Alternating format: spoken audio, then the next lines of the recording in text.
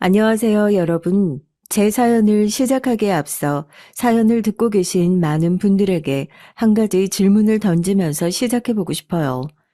여러분은 인생에서 가장 중요한 게 뭐라고 생각하시나요? 돈, 사랑, 명예? 물론 각자 살아왔던 인생도 다르고 환경도 다르니 인생에서 우선순위로 두는 것들이 다 다를 거라고 생각합니다. 그런데 하나 분명한 건요. 돈을 우선순위로 두고 사는 사람과 사랑을 우선순위로 두고 사는 사람은 절대 한 배에 탈 수 없다는 겁니다. 또 사랑을 우선순위로 두는 사람과 명예를 우선순위로 두는 사람은 또 기름과 물과 같은 사이로 지낼 수밖에 없고요. 누구보다 뜻이 맞고 같은 길을 향해서 나아가야 하는 부부 사이라고 하면 모름지기 인생에서 같은 목표를 설정하고 달려가는 게 맞다. 이 얘기를 하고 싶더라고요. 톡톡 사연이 무슨 강의하는 것도 아닌데 뭐 이렇게 열과 성을 다해서 부부와 결혼을 펼치고 있느냐. 제가 바로 목표가 다른 사람과 한 배에 탔다가 침수당할 뻔한 위기에서 겨우 헤엄쳐 나와 살아나온 사람이라 그럽니다. 꼭 똥인지 된장인지 찍어 먹어봐야 아는 사람들 있잖아요. 제 망한 경험담을 통해서 첫째, 사람은 믿지 말자. 둘째, 남들이 말리는 데는 다 이유가 있다. 셋째, 인생에서 같은 목표를 향해 달려가는 사람과 한 배에 타자. 이렇게 귀중한 교훈들을 얻게 되어 사연을 시작하기에 앞서 이런 설교 아닌 설교를 하게 됐습니다. 저야 산전수전 다 겪으면서 이렇게 귀한 가르침을 조금 험한 방법으로 얻게 됐지만 사연을 들으시는 분들께서는 굳이 똥인지 된장인지 찍어 먹어보셔야 할 필요 없잖아요. 아니다 싶으면 피해가고 돌아가셔야죠. 그래서 제가 어떤 험한 일을 당하고 어떤 귀중한 가르침을 얻었는지 지금부터 그럼 본격적으로 제 얘기를 한번 시작해 볼게요. 톡톡 사연에 사연 좀 보내보시고 사연 좀 들어보신 분들은 다 아실 거예요. 말투만 봐도 이 사람이 얼마나 진중한 사람인지 아니면 이 사람이 좀 푼수기가 있는 사람인지 말투만 봐도 그게 딱 티가 나잖아요. 사연을 제보하는 말투에서 느껴지시죠? 좀 철없는 푼수 같은 느낌이 숨기려고 해도 쉽게 숨겨지지가 않더라고요. 제 입으로 말하기 좀 창피하지만 네, 맞습니다. 저 정말 철없는 푼수처럼 살아왔어요. 학창 시절에는 공부를 더럽게 안 하는 학생이었고 왜 학교에서 선생님들이 쟤는 어제 저녁에 뭘 했길래 저렇게 내내 퍼질러 자고 있냐 좀 깨워라 하는 교실 맨 뒷줄에서 등교만 했다 하면 하루 종일 퍼질러 자는 애들 하나씩 있잖아요. 공부하는 담을 쌓아놓고 사는 그런 학생이었고 그래서 하나밖에 없는 귀한 딸 어디 가서 밥벌이도 제대로 못하고 굶어 죽을까 봐 문 열어주는 대학에 감사하다고 고개 숙여가며 집어넣어 놨더니 고등학교 때까지 그렇게 공부를 안 하던 애가 대학 들어갔다고 갑자기 드라마처럼 짠 하고 성실한 모범생이 되겠냐고요. 성인이 됐겠다. 술도 마실 수 있겠다. 놀거리는 더 많아졌겠다. 정말 뒷일 생각 안 하고 그렇게 신나게 놀았었네요. 그렇게 놀다가 정신 차려보니까 같이 놀던 친구들도 하나둘씩 떠나가기 시작하더라고요. 취업을 해야 된다. 뭐 일찍 결혼한 친구들은 대학을 졸업하자마자 난 일이랑 안 맞는다. 살림이나 하겠다 선언하고 집에 딱 들어앉아 버린 애들도 있었고 어느 순간 저 혼자만 덩그러니 남아서 이것도 저것도 아닌 상태로 도태된 느낌이더라고요. 남들이 다들 자리 잡고 정신없이 바쁘게 살던 시기에 저는 남들보다 늦게 내가 좋아하는 게 뭔가 그렇게 느지막이 찾기 시작했어요. 대학을 졸업하고 마냥 집에서 놀 수만은 없어서 아버지 회사에서 격리일로 일을 시작했습니다. 누구는 좀 재수없다 생각하실 수도 있어요. 사실 그렇잖아요. 네가 사실 그 나이 먹도록 뒷일 생각 안 하고 놀 수 있었던 이유가 결국 다 아버지라는 든든한 뒷 배경이 있어서 그런 거 아니냐. 그렇게 얘기하면 네, 맞아요. 저도 거기에 대해서는 딱히 반박하고 싶은 마음도 없고 아버지 덕분에 그래도 대학 졸업하고 집에서 탱자탱자 놀지 않고 그래도 생활비라도 벌 수 있었던 거라고 생각하고 감사하게 생각하죠. 오히려 부모님이 든든하게 받쳐주고 있는데 나는 뭐 실패를 두려워하지 않아서 도전하고 성공했어. 이런 얘기하는 사람들이 더 재수없는 거 아닌가요? 전 최소한 그런 거짓말쟁이는 되지 말자는 주의라서요. 하나밖에 없는 딸이고 대학까지 보내주시고 졸업하고 자리도 못 잡고 있는 딸을 회사에서 받아주신 감사한 부모님 덕에 전 그렇게 회사 생활을 시작하게 됐습니다. 회사 생활이 잘 맞았냐고요? 정말 안 맞는 옷을 입고 있는 것처럼 불편하더라고요. 건설 회사다 보니까 맨날 칙칙한 색깔의 잠바를 입고 출근해서 하루 종일 앉아 있는데 그게 또 기분이 너무 우울한 거예요. 뭐 공장에서 일하시는 분들, 그런 분들은 폄하하려고 하는 의도는 전혀 없지만 그냥 제가 하고 싶은 일이 아닌데 이걸 할 수밖에 없는 제 처지가 너무 한심하고 짜증났다고 해야 하나요? 그래서 제가 뭘 했냐면요. 퇴근하고 집에 가면 앉아서 네일아트를 그렇게 했어요. 네일아트 다들 아시죠? 손톱에 매니큐어 칠하고 큐빅도 올리고 부모님 용돈 받아가던 대학생 시절에는 한 번에 5만 원부터 10만 원까지 하는 그 네일아트를 샵까지 가서 돈 주고 받았었는데 저도 양심이라는 게 있죠. 지금 부모님 회사 겨우겨우 눈치 보면서 다니고 있는데 월급 받아가지고 네일아트 받겠다고 돈 10만 원씩 줘가면서 가게 다니고 있으면 부모님이 달가운 시선으로 보지 않을 거 정도는 뻔히 알고 있죠. 그래서 퇴근하면 집에서 그냥 내 돈으로 사서 하자. 그렇게 시작했던 건데, 취미로 시작했던 건데, 이게 은근히 저한테 또 잘 맞는 거예요.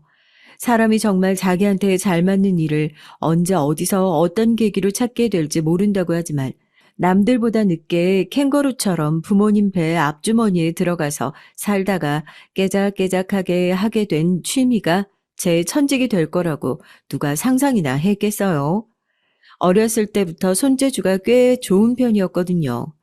퇴근하고 집에서 깔짝깔짝 방에 틀어박혀서 손톱을 칠하고 있으니까 그냥 어렸을 때부터 속만 썩이던 한심한 딸이 또 뭐 하나보다 그런 생각으로 들어와 보셨던 엄마도 자기도 해달라고 손 내밀고 저도 살면서 저한테 뭐 재능 같은 건 하나 없을 거라 생각했거든요. 재능이란 단어는 TV에 나오는 축구 선수나 김연아나 뭐 이런 사람들한테나 어울리는 수식어라는 생각을 했는데 주변에서 너 재능 있는 것 같다. 그렇게 부추기니까 아버지 회사에서 받은 월급을 몽땅 털어가지고 학원 등록을 했습니다. 사람들이 괜히 부추기는 소리는 아니더라고요.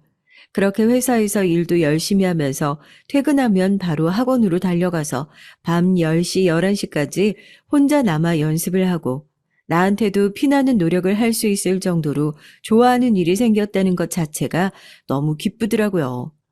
실력도 그 사이 엄청나게 늘었고 그렇게 저는 아버지 회사를 그만두고 미용실에 딸려있는 네일아트 샵에서 견습 직원으로 일을 시작했습니다. 그동안 열심히 연습한 게 도움이 되긴 됐는지 3개월 만에 견습 직원 딱지 떼고 가게에서 딱 2년을 일하니까 점장직 제안을 받게 됐어요. 그때 저도 결심을 한 거죠. 아, 이렇게 남 밑에서 계속 일만 할 게 아니라 나도 내 가게 차려서 제대로 일을 한번 해봐야겠다 하고요. 아버지한테 처음으로 성공해서 어떻게든 갚겠다고 한 번만 도와달라고 무릎 꿇고 빌기까지 했다니까요. 그래도 뭔가 해보려는 정신머리가 마음에 든다고 아버지가 가게 차리는 걸 적극적으로 도와주셨고 그렇게 저도 제 매장을 하나 갖게 됐습니다. 매출은 어땠냐고요? 제가 아버지한테 빌린 돈을 7개월 만에 다 갚았어요. 어느 정도로 잘 됐는지 감이 오시나요? 실력이 좋다는 말이 사람들이 듣기 좋으라고 해준 빈말은 아니었던 모양인지 입소문을 타서 연예인들도 매장에 찾아오고 단골 손님들도 꾸준히 생기고 네일아트 매장이 그렇게 살아남기 어렵다는 강남에서 꾸준하게 손가락 안에 꼽히는 매출을 유지하면서 저는 부모님 등골 빨아먹고 사는 철없는 딸에서 밑에 직원을 10명이나 거느리는 든든한 사장님으로 다시 태어나게 됐습니다. 제가 그냥 그때 뭐 연애할 생각, 결혼할 생각 꿈도 꾸지 말고 일이나 열심히 하고 살았어야 했어요. 아니 뭐 돈 좀 번다고 차를 바꾸고 그런 생각을 하지도 말았어야 했어요. 갑자기 뭔 소리냐고요? 그렇게 잘 나가던 사장의 앞길에 조금씩 재가 뿌려지기 시작했던 게 딱 그때쯤 남편을 만났을 때부터였거든요. 아니 정확히 말하면 차를 바꾸러 갔을 때부터라고 해야 하려나요? 저희 남편은 유명한 외제차 P사의 딜러라고 하죠. 자동차 판매 영업 직원으로 근무하던 사람이었습니다. 저는 차를 바꾸기 위해 매장에 방문했던 손님이었고요. 뭐 젊은 나이에 그렇게 비싼 차를 끌고 다니냐 욕하는 사람도 있는데 아무리 그래도 제가 밑에 직원이 10명이나 있는 사장이잖아요. 더군다나 저희 매장이 강남에 있기도 하고요. 그런 사람이 버스 타고 출퇴근하면 오히려 손님들이 저 집은 장사가 잘 안 되는 건가? 원장이 실력이 없는 건가? 그렇게 수군거리는 게 이 바닥이거든요. 사람들이 보는 체면도 있고 말은 이렇게 해도 제가 바꾸고 싶은 마음이 크기도 했고요. 그래서 차를 바꾸기 위해 그때 처음으로 피사 매장에 방문했습니다. 네? 아니 어떻게 차 하나 사는데 1년을 기다려요? 그렇게 오래 기다리려면 중고차 사고 말죠. 대기를 좀 빠르게 당길 수 있는 방법 없을까요? 지금 앞에 대기하고 계시는 손님들이 워낙 많아서요. 제가 최대한 날짜를 당길 수 있는 방법이 있는지 알아볼게요. 세상에 제가 원하는 차를 받으려면 1년을 기다려야 한다는 겁니다. 이건 무슨 내년 저한테 주는 생일 선물도 아니고 그냥 차 사놓고 잊고 있으면 갖다 줄게 이런 거 아닙니까? 제가 뭐 돈이 어마어마하게 많은 갑부면 그렇게 비싼 차를 사놓고 잊어버리는 게 가능할지 몰라도 저도 있는 돈 없는 돈 끌어다가 차를 사는 입장이었거든요. 그렇게는 못 기다리겠으니까 일정을 최대한 당겨달라 부탁을 했죠. 남편도 곤란해했지만 자기가 알아봐 주겠다고 했고요. 그때부터 그냥 남편을 미친 듯이 괴롭혔습니다. 하루에도 2번씩 제 차 출고일이 얼마나 당겨졌냐고 계속 물어봤죠. 처음에는 뭐 이런 진상 고객이 있나 했던 남편도 나중 되니까 해탈에서는 아침에 먼저 문안 인사처럼 대기에 변동 없다, 모닝콜처럼 연락을 하는 사이가 됐습니다. 정말 웃기지 않나요? 제 진상짓이 살짝 섞이긴 했지만 그때부터 단순한 영업 직원이 아니라 남편이랑 좀 가깝고 친한 사이가 됐던 것 같아요. 되게 웃긴 인연이긴 한데 저도 자영업자고 하다 보니까 영업사원들 자주 만날 수밖에 없는 사람이잖아요. 그런데 남편은 그런 영업사원들이랑 좀 다르다고 해야 할까요?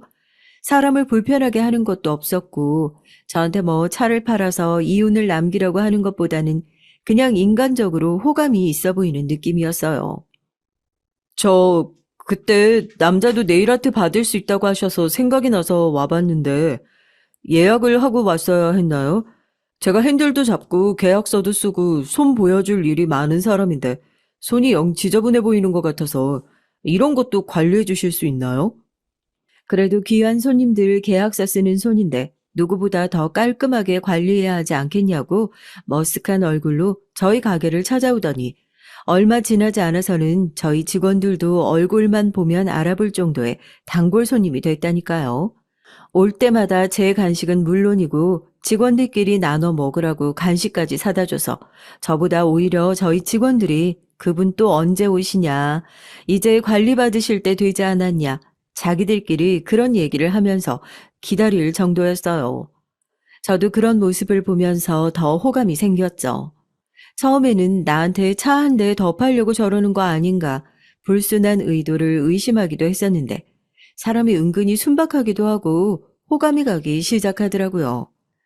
남편도 저한테 아무 생각이 없는데 그렇게 간식까지 사다 바치면서 가게 문지방이 닳도록 찾아왔던 건 아니죠. 차가 출고되고 나서 얼마 지나지 않아서 남편은 가게의 간식 대신 커다란 꽃다발을 사들고 와서 저에게 고백을 했습니다. 이제 차까지 받게 돼서 자기가 찾아오지 않으면 더 이상 만날 일이 없을 것 같아서 마음이 조급해져서 고백을 하게 됐다고요. 저도 흔쾌히 그 마음을 받아들였고 그렇게 연인 관계가 됐습니다. 생각해보세요. 돈도 벌 만큼 벌었겠다. 이제 나이도 먹을 만큼 먹었겠다.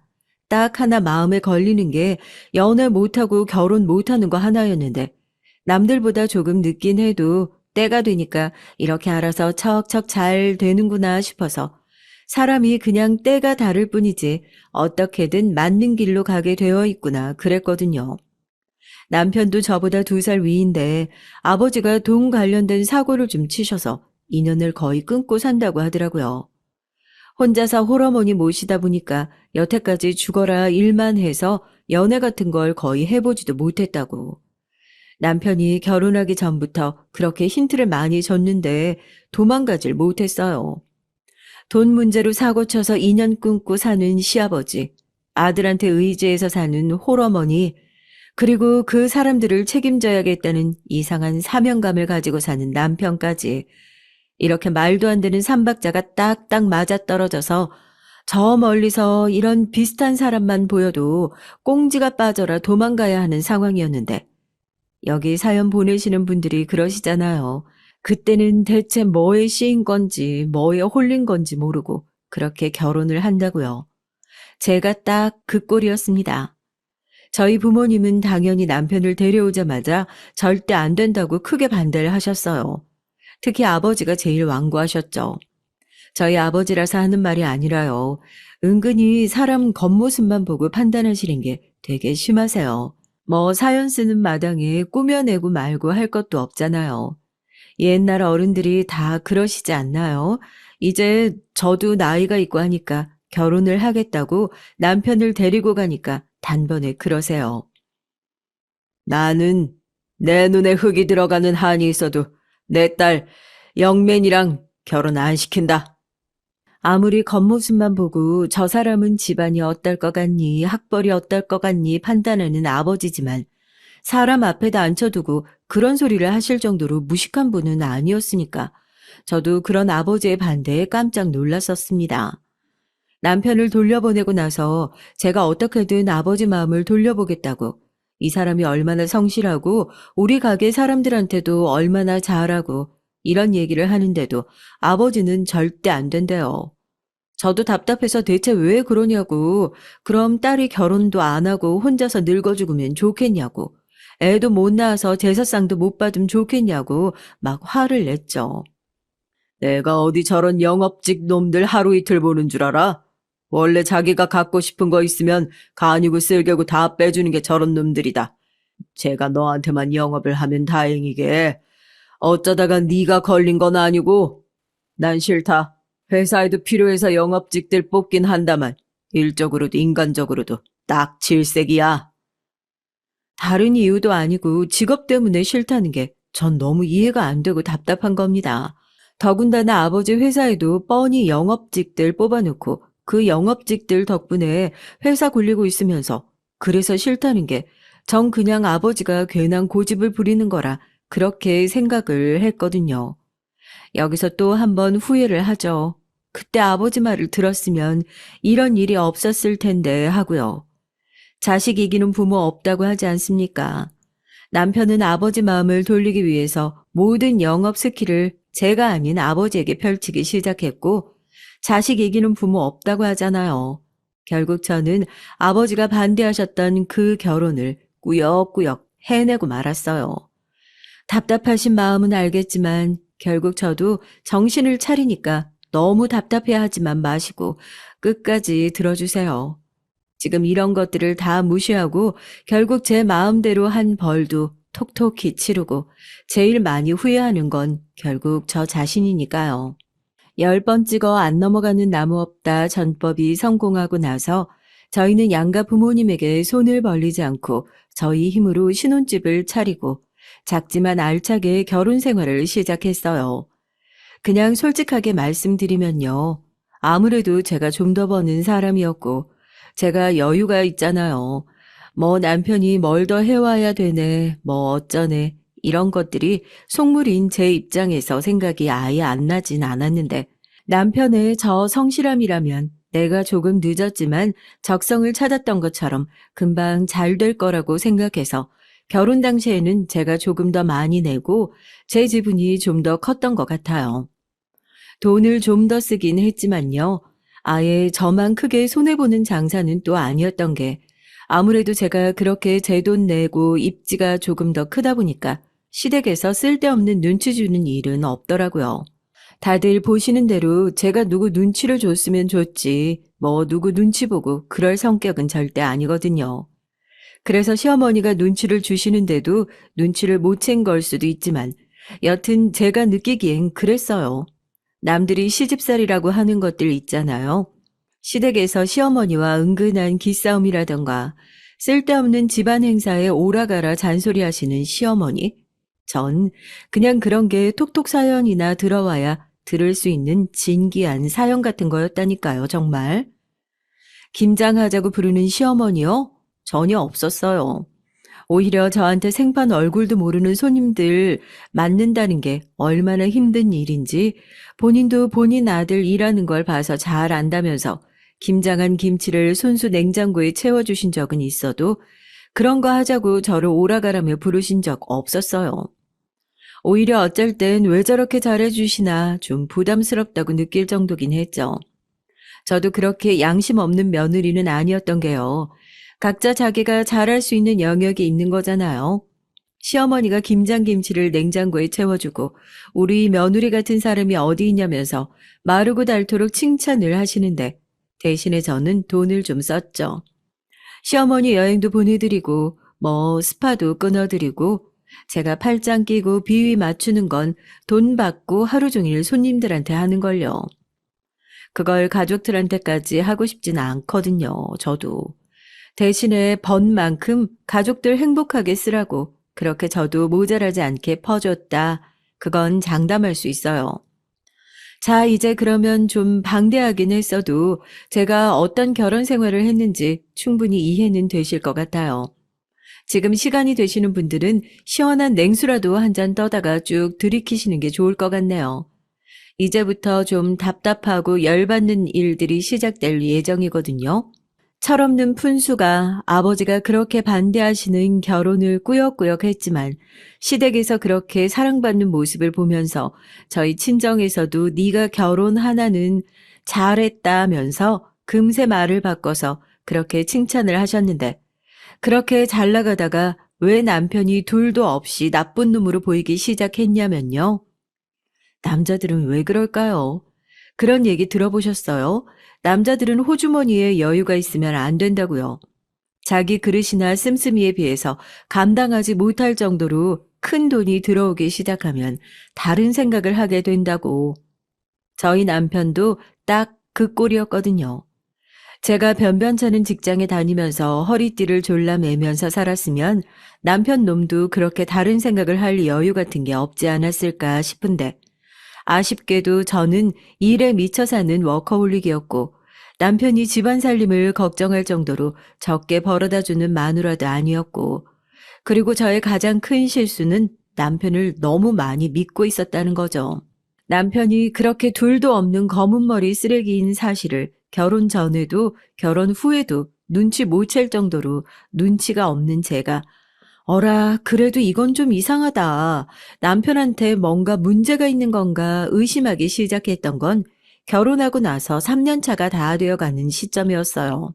남편 직업 특성상 주말 출근이 특별하지 않은 일인 것은 사실이었지만 어느 순간부터인가 내 남편이 대체 어떤 일을 하는 사람이지 의심스러울 정도로 고객과의 사적인 만남이 잦아졌어요.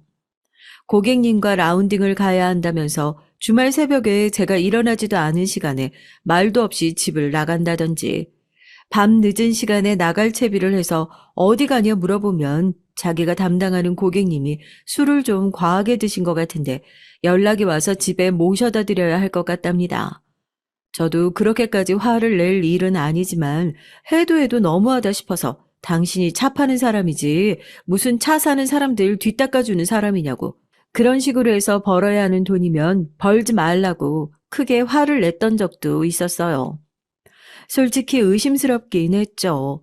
세상에 어떤 미친 고객이 차 파는 영업 직원한테 골프는 그렇다고 쳐도 술 취했으니까 집에 데려다 달라 그런 부탁까지 하겠어요. 따라가 볼까 생각을 안 해본 것도 아닌데 그것도 너무 웃긴다 싶은 거죠. 남편 의심스럽다고 남편 직장이나 들쑤시고 다니는 이상한 여자처럼 보일 것 같아서 걱정도 됐고요. 요즘에 뉴스만 틀어도 오만 진상들이 다 나오는 세상이고 저도 정말 상상도 못할 수준의 진상들을 많이 겪으면서 살고 있는 사람이니 진짜 그럴 수도 있겠다 싶기도 했고요. 얘기를 들어보면 뭐 어마어마한 집 사람이라 남편한테 구매하는 차값으로 떨어지는 인센티브로 자기가 먹고 산다는 얘기를 하더라고요. 특별 관리 대상이라 자기가 좀 더 신경을 쓰는 것뿐이니까 너무 예민하게 굴지 말라고 하더라고요. 그러는데 거기다가 뭐라고 더 하기가 애매하더라고요. 밥줄이라는데 작작 좀 하라고 소리 지르고 있으면 밥줄 끊는 의부증 환자밖에 더 되겠냐고요. 그런 의심스러운 일들을 제외하고도 결혼하기 전에 이런 모습을 왜 몰랐나 싶을 정도로 남편은 참 우스운 사람이었습니다. 저희 아빠가 왜 영민을 그렇게 혐오 수준으로 싫어하셨는지 저도 어렴풋이 알겠다 싶을 정도로 굉장히 허세가 심한 사람이었어요. 우리 집에 있는 누구도 제 친구들도 남편을 무시한 적이 한 번도 없었는데 남편은 제 주변 사람들이 은근히 저를 무시하고 아래로 보는 것 같다면서 이상한 데서 열등감을 느끼더라고요. 혼자서 열등감을 느끼는 수준이면 모르겠는데 이 사람은 오로지 남한테 보여지는 것을 신경 쓴다는 이유로 이해가 가지 않는 행동들을 종종 하고 있었습니다. 그중에 가장 어이없던 얘기 하나 지금부터 풀어보려고요. 저랑 제 주변 사람들은 이걸 택시 사건이라고 부르거든요. 제가 어렸을 때부터 가족끼리도 그렇고 친하게 지내던 친구들도 있는데요. 이 친구들이 결혼을 하면서 자연스럽게 부부 동반 모임으로 바뀌게 됐어요. 뭐 다들 집이 잘 살기도 했고 시집을 잘 간 친구도 있고 그 사이에서 저희도 그렇게 빠지지는 않는다고 생각했는데 남편은 이 부부 동반 모임에 갈 때마다 사람들이 자기를 무시하는 것 같다면서 정말 극도로 싫어했거든요. 저희 남편이 피사에서 일을 하고 있지만 국산차를 끌고 다녀요. 뭐 삼성에서 일한다고 다 삼성 핸드폰 쓰는 거 아닌 것처럼 국산차 타고 다닐 수도 있지 그렇게 생각하는데 그게 자기가 생각할 때는 사람들이 자기를 무시하는 포인트라고 생각을 했었나 봐요. 그냥 부부 동반 모임에서 남편이 일이 있어 조금 늦을 것 같다고 해서 저 먼저 택시를 타고 모임에 갔고 남편을 기다리고 있는데 늦게서야 모임에 도착한 남편이 테이블에 피사 자동차 키를 내려놓더라고요. 우리한테 말도 없이 언제 새 차 뽑은 거야? 미나 씨는 왜 이런 좋은 소식을 우리한테 공유도 안 하고, 뭐야? 축하해요. 아, 산 건 아니고 리스예요, 리스. 회사에서 이번에 매장 크게 올렸다고 법인용으로 하나 뽑아준 거예요. 나중에 필요하실 때 편하게 말씀하세요. 빌려드릴게요. 저한테 회사에서 차를 받았다느니 그런 얘기를 한 적이 단 한 번도 없었는데 갑자기 의기양양하게 회사에서 차를 뽑아줬다고 자랑을 하는 남편의 모습이 이상하기만 했죠. 뭐 거기서 갑자기 무슨 차냐고 따져 묻기도 애매해서 그렇게 모임이 끝나고 남편을 따라 주차장으로 내려가면서 그제서야 제가 궁금한 걸 캐묻기 시작했습니다. 대체 이 차는 무슨 차냐고요? 남편은 대답 대신에 저한테 5만 원짜리 지폐를 건네주면서 택시를 타고 가라고 하더라고요. 황당했죠. 아, 무슨 법인 차량이야. 이거 시승용 차량이라고. 회사에 얼른 다시 가져다 놔야 돼. 나 차 가져다 놓고 나면 시간 좀 걸리니까 그냥 오늘은 택시 타고 집으로 들어가. 남편 대답이 더 열받는 겁니다. 시승용 차는 대체 왜 끌고 나온 거냐고요. 본인 차도 아니면서 왜 본인 차인 척을 하냐고 더 크게 화를 내니까 저한테 도리어 더 크게 화를 내더라고요. 야, 너는 그럼 내가 저 모임 나갈 때마다 무시당하는 거 뻔히 알면서 남편을 그런 식으로 창피를 주고 무시를 해야 속이 시원하냐? 네가 저 모임 사람들이랑 다를 게 뭐가 있어. 나 같으면 내 남편이 그걸로 기가 죽는다는 소리 하면 내가 그 차 뽑아줄게. 그렇게 말이라도 못 해줄 망정. 그걸 왜 끌고 나왔냐고? 아, 지금 나한테 화를 내? 무슨 말도 안 되는 소리냐고. 너 회사에서 이 차 끌고 나온 거 알면 잘린다고. 저도 나름 이유 있는 화를 냈는데 이미 들어먹질 않더라고요. 저도 그날 너무 화가 나서 그냥 남편이랑 더 말도 섞지 않고 주차장을 나와서 택시를 타고 집으로 가버렸습니다. 그리고 나서 거의 일주일 동안 말도 안 하고 냉전 상태를 유지했던 것 같네요.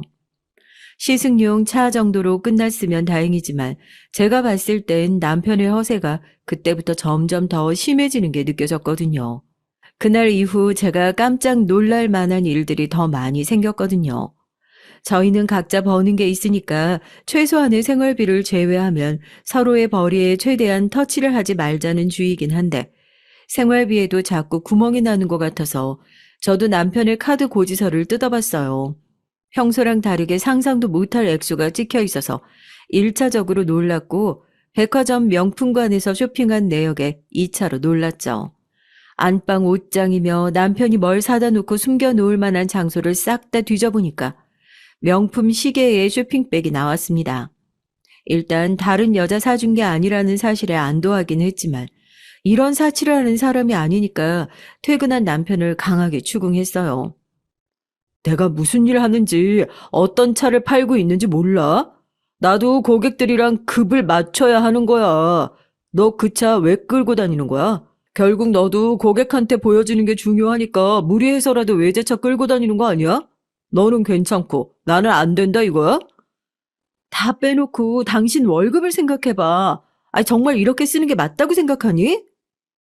저는 화를 내고 남편은 항상 이런 식으로 자기를 무시한다면서 더 크게 화를 내고 그때부터 저는 남편이랑 헤어질 결심을 하고 있었던 것 같습니다. 남편이 뭔가 점점 더 이상해져 간다는 게 느껴졌거든요.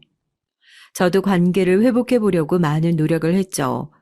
정말 남편이 열등감을 느끼고 있는 원인이 나 때문은 아닐까 진지하게 고민했던 날도 있었습니다. 그날 남편의 가면 속 얼굴을 보기 전까지는 말이죠. 남편이랑 최근에 집에서 너무 언쟁만 한 것 같아서 저도 나름대로 남편과 관계를 회복해보고자 점심시간에 짬을 내서 남편의 회사 근처로 갔어요. 밥이야 회사 사람들이랑 같이 먹더라도 커피 한 잔 같이 할 짬은 낼 수 있겠지. 커피라도 마시면서 그동안 있었던 일들을 좀 차근히 얘기를 해보자 싶었거든요. 그런데 남편이 일하는 근무지로 찾아가 남편을 찾는데 제 모습에 남편과 같이 일하는 동료가 크게 당황하면서 저한테 그렇게 대답하는 거예요. 오늘 집안일 때문에 휴가 내신다고 하셨는데 사모님은 모르고 계셨냐고요. 아침에 뻔히 출근하겠다고 양복까지 챙겨 입고 간 사람이어서 뭔가 이상하다 싶었죠. 혹시라도 시댁에 무슨 일이 생긴 건가 싶어서 시어머니에게 전화를 걸었는데 시어머니는 제 전화를 받지도 않고 거절하셨고요. 확실히 누가 봐도 수상한 상황이었습니다. 남편이 갈 만한 데를 곰곰이 생각해보고 있는데 생각보다 남편은 쉽게 찾아낼 수 있었어요. 어디서 잡았냐고요? 역시 소문내기 좋아하는 말 많은 친구 하나가 제일 좋더라고요. 물론 그 뒤에 소문이 어디까지 퍼질진 모르겠지만 여기저기 들쑤시고 다니기 좋아하는 제 친구가 하필이면 남편을 백화점에서 딱 목격한 겁니다. 너 지금 현대백화점 VIP 라운지로 당장 와. 네 남편 바람 피고 있는 게 확실하다니까? 아니, 내가 오죽 황당했으면 너한테 이렇게 바로 전화를 걸었겠어. 현행범으로 그 자리에서 내가 난리를 치고 체포하고 싶었는데 나한테 걸리든 말든 신경도 안 쓰는 눈치더라. 아주 간이 배 밖으로 나온 것 같더라고. 딱 봐도 네 남편처럼 보이는데 어떤 여자랑 다정하게 팔짱 끼고 가길래 난 당연히 넌 줄 알고 불러세웠는데 처음 보는 여자인 거야. 거기 니네 시어머니까지 해서 셋이서 무슨 가족 마냥 찰싹 붙어가지고 돌아다니는데 아니 뻔히 우리 백화점 쪽으로 다니는 거 알면서 어떻게 그런 짓을 할 수가 있었니? 내가 지금 카카오톡으로 사진 보냈으니까 한번 봐봐. 볼 게 아니라 지금 당장 라운지로 오라니까? 머리 꼭대기까지 화가 나서 택시를 타고 백화점으로 달려갔어요. 왜 택시 타고 갔냐고요? 그때 정말 너무 화가 나서 운전대를 잡았다가 무슨 사고를 칠지 몰라서 걱정이 되는 수준이었거든요. 전 마지막까지 친구가 잘못 본 거길, 이 모든 게 다 말도 안 되는 저의 오해이길 빌었습니다. 하지만 백화점 라운지로 들이닥치자마자 제가 봤던 건 그동안의 믿음과 신뢰가 한순간에 박살이 나는 광경이었어요. 정말 명품으로 온 몸을 둘둘 감고 있는 여자가 마누라처럼 남편에게 찰싹 달라붙어서는 저를 빤히 쳐다봤어요. 전 서 있고 그 여자는 앉아서 저를 올려다보는 상황이었는데 이상하게 나를 내려다보는 것 같다는 기분이 들 정도였죠. 온몸에 걸친 옷들은 하나같이 명품에 어디 컬렉션 제품에 저도 없이 사는 사람은 아니지만 괜시리 기가 죽을 정도였습니다. 안녕하세요. 얘기 많이 들었네요. 아내 되시는 분이죠? 뭐 직접 보시겠다고 이렇게 달려오셨다니까 말씀드릴게요. 저 오빠랑 결혼하기로 했어요. 나름대로 예의 갖춰서 말씀드리고 있는 건데 그래서 좀 헤어져 주셨으면 좋겠다고 얘기하는 거예요. 제 입으로 말씀드리기도 뭐하지만 저 돈이든 뭐든 아쉬울 거 없는 사람이거든요. 그쪽이랑 오빠랑 헤어지게 하려면 돈을 쓰든 뭘 하든 많은 방법이 있었겠지만 그냥 같은 여자끼리 그런 꼴은 너무 짠하잖아요. 안쓰럽기도 하고. 그래서 이렇게 직접 말씀드리는 거예요. 더 험한 꼴 보시기 전에 헤어져 주셨으면 좋겠다고요. 그쪽 이 사람 감당할 깜냥도 안 되시잖아요. 전 성큼성큼 다가가서 남편의 뺨을 세차게 내리쳤고 시어머니는 놀라서 그런 저를 뜯어 말렸습니다. 그 여자한테 화가 나는 게 아니라 여태 살아온 의리가 있는데 그걸 단박에 이런 식으로 깨버린 남편에게 인간적인 배신감이 휘몰아치더군요. 더 웃기는 건 그 이후에 남편과 시어머니의 태도였습니다. 바람피다 걸린 주제에 최소한 미안해하는 신용이라도 내야 하는 거 아닌가요? 뭐 믿는 구석이라도 있는 것 마냥 걸리고 나서는 미안해하는 기색 하나 없이 오히려 저에게 당당하게 이혼을 요구해 왔습니다. 이왕 이렇게 된 거 오늘 아주 제대로 끝장을 보자. 나도 이제 너처럼 우악스러운 애는 며느리로 더 들이기도 싫고 너도 피차 바람핀 남편 끌어안고 살 정도로 보살은 아니잖니. 더럽게 소송까지 갈 필요 뭐가 있어. 우리 아들 더 이상 발목 잡지 말고 뭐 재산 분할 우린 그런 거 하나도 필요 없으니까 이것저것 다 해서 10억이면 되겠니? 그거 받으면 우리 아들한테 떨어져 줄 거야? 처음엔 10억이고 나발이고 더럽게 소송까지 갈까 그런 생각도 했어요. 어차피 할 이혼이었지만 시모가 그렇게 나오니까 괜히 제가 지는 기분이 들잖아요. 집에 가서 부모님께도 이 말씀을 드렸고 아버지는 정말 노발대발 하셨죠. 내가 그래서 애초에 별로라고 하지 않았냐. 넌 왜 내 말을 안 듣고 굳이 결혼을 하겠냐고 난리를 피워서 이 사달을 만드느냐. 저 정말 아버지에게도 크게 혼났어요.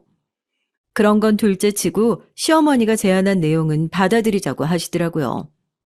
넌 내가 딸 팔아서 장사할 사람으로 보이니? 겨우 10억 때문에? 그게 아니라 이혼 소송이 아무리 쉽다 해도 그래도 소송이야. 어쩔 수 없이 그 찢어 죽일 놈이랑 있었던 일들 계속 곱씹고 힘들어 해야 할 텐데 나도 그 꼴 보고 싶지 않고 거기선 무슨 생각인지 모르겠지만 그런 걸 돈으로 보상해준다고 하니 여기서 더 어려운 길로 가진 말자꾸나. 그렇게 합의 이혼 서류에 도장을 찍고 나니까 거짓말처럼 제 통장에 10억이 꽂혀 있더라고요. 남들은 위자료 받는다고 머리채 잡고 싸움을 한다는데 그동안 날린 내 인생값이 딱 10억, 이만큼이구나 생각하니까 또 바보같이 그게 그 상황에서 위안이 되더라고요. 돈 때문에 이혼했다는 소리 하는 사람도 있는데 누가 그 돈 받으려고 이혼하겠어요? 입장 바꿔서 그 상황에서 계속 남편 용서하고 끌어안고 같이 사는 게 더 이상한 사람 아닌가요? 남편은 이혼 서류에 도장을 찍자마자 그 이혼이 무슨 자기 훈정이라도 된 것 마냥 밖에서 그렇게 자랑을 하고 다니더라고요. 그리고 저는 저에게 남편의 바람 소식을 알려준 그 소식통 친구를 통해서 남편과 시모가 왜 그렇게 믿는 구석이 있는 태도였는지 알게 됐습니다. 백화점에서 마주쳤던 남편의 내연녀, 그 명품으로 떡칠을 하고 다니던 그 여자가 모 대기업의 상속녀였답니다. 혼외자식이라 여태 인정을 못 받았는데 이번에 법정 싸움을 길게 해서 결국 재산을 다 물려받기로 했다고. 뭐 재산이 1,000억대라나요? 너무 먼 나라 얘기라서 부럽지도 않고 그냥 다 떠나서 왜 그런 여자가 저희 남편을 골랐는지 이해가 안 됐다고 하면 웃긴가요? 주위에 이혼 소송 때문에 스트레스 받는 친구가 한 바가지인데 이렇게 냉큼 돈까지 줘가면서 이혼해달라고 사정을 하는 거 보니 이번엔 여자 하나 물어서 팔자 제대로 폈구나. 그래, 좋은 게 좋은 거라고. 나도 이 돈 받고 이제 이 집안이랑은 연을 끊자. 그리 생각했습니다. 이혼을 한 지 2주도 안 됐을까요? 전 다시 조용히 일상으로 복귀했죠. 가게도 더 열심히 나갔고 그동안 아무것도 없이 허세만 부리고 다니는 남편 뒷바라지 한다고 제대로 신경 쓰지 못했던 일에 더욱 매진하게 됐습니다. 그렇게 제 자리에서 최선을 다하면서 살아가고 있는데 전 남편 놈한테 뜬금없이 전화가 온 거예요. 또 무슨 헛소리로 사람 속을 긁어놓을까 은근히 기대까지 되더라니까요. 전화를 받으니 그 내용이 아주 가관이었습니다. 저 이혼한 마당에 갑자기 이런 얘기 미안한데 내가 위자료로 줬던 10억 잠깐만 빌려줄 수 있을까? 아니 10억이 아니라 5억이라도 괜찮아. 내가 진짜 금방 다시 갚을 수 있거든. 너도 들었지? 나 땡땡기업 상속녀랑 재혼 앞두고 있는 거. 그래도 내가 예정 생각해서 너한테 연락한 거야. 나한테 투자금으로 그 돈 빌려주면 내가 한 달 후에 2배로 돌려줄 테니까. 미친 소리 하고 앉아있네. 야, 돈 벌 거면 너 혼자 벌어. 전 마누라한테 전화해서 이딴 얘기는 하고 싶니? 끝까지 안심하고 짜증나게 진짜. 너 나랑 내 부모님 하여튼 내 주변 사람들한테 이딴 연락 한 번만 더 하면 있는 죄 없는 죄 다 끌어다가 뒤집어 씌워서 아주 경찰서에 쳐넣어버릴 테니까 그런 줄 알아? 당장 끊어. 황당했죠. 전 남편은 저에게 횡설수설 자기가 투자 때문에 급하게 돈이 필요한 일이 있는데 최근에 저한테 빚까지 내서 10억을 준 상황이라 급하게 돈이 필요하다고 저한테 그 돈을 빌려줄 수 있냐고 전화를 해온 겁니다. 저는 그 전화를 받고 세상에 그렇게 대단한 상속녀를 만나고 있으면 돈 걱정은 전혀 없는 거 아니냐. 그렇게 돈이 궁한 상황이면 네가 좋아하는 그 상속녀 나부랭이한테 전화해서 도와달라고 하지. 왜 나한테 전화해서 아침부터 사람 열받게 하느냐고 욕을 한 바가지를 쏟아냈습니다. 그렇게 전화를 끊고 남편의 연락처를 바로 차단을 해버렸어요. 한동안 난리도 아니었습니다. 제 친구들한테도 물어보니까 비슷한 연락을 다 받았다고 하더라고요. 아니 상식적으로 1,000억대의 상속녀와 결혼을 앞두고 있는 남자가 아무리 투자자금 명목이라지만 주변 사람들한테 돈을 빌리고 다닌다는 상황이 이해가 되세요? 전 정말 이해가 되지 않았어요. 만약 정말 투자 자금이 필요한 상황이라면 주변에서 가장 돈이 많은 자기 와이프한테 자금을 융통해달라고 요청하면 될 일 아닌가요? 거기서부터 이 사람이 지금 잘못된 일을 하고 있다 확실하게 느낄 수 있었습니다. 그리고 얼마 후에 제 불길한 예감이 기가 막히게 맞아떨어지는 소식을 듣게 됐어요. 이혼을 한 지 정확히 한 달 후 우스갯소리로 이혼 서류에 아직 도장도 마르지 않은 그 시기에 저는 일을 하던 중 전 시모의 부고 문자를 받게 됐습니다. 들고 있던 것들을 몽땅 떨어뜨릴 정도로 너무 놀라서 말이 안 나오더라고요. 제가 이혼을 할 때까지만 하더라도 지병도 없고 그 나이 때 노인답지 않게 따로 챙겨 먹는 약 한 알도 없는 사람이었는데 갑작스러운 부고 소식에 저도 장례식장에 갔습니다. 뭐 속도 없이 거길 왜 따라가냐고 하면 할 말이 없는데 그래도 정말 마지막으로 예의를 지켜야겠다는 생각으로 갔던 거니까 너무 뭐라고 하진 말아주세요. 그렇게 찾아간 장례식장은 제가 생각했던 것보다 더 가관이었습니다. 뭐 빈소에 제대로 된 손님 하나 없었던 것은 물론이고 전 남편이 대체 어디까지 돈을 빌리고 다닌 건지 몰라도 빈소에 찾아온 손님보다 빚 받으러 온 빚쟁이들이 더 많은 느낌이었어요. 남편이랑 결혼을 앞두고 있다는 그 1,000억대의 상속녀는 어디 간 건지 빈소에 코빼기도 내비추지 않는 상황이었고요.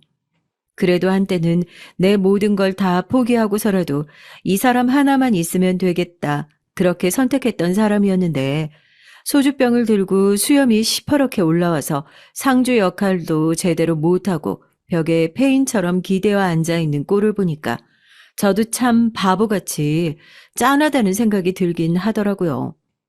보조금만 놓고 절만 빨리 하고 가야겠다 했는데 저를 본 남편이 흔들리는 눈으로 저를 바라보더니 눈물을 펑펑 흘리면서 무릎을 꿇고 잘못했다고 막 비는 거 아니겠어요? 사람들 보는 눈도 있고 하니까 지금 뭐 하는 짓이냐고, 장례식인데 얼른 진정하고 무슨 일이 있었던 건지 얘기나 좀 해보라고 상주 휴게실로 남편을 데려갔습니다.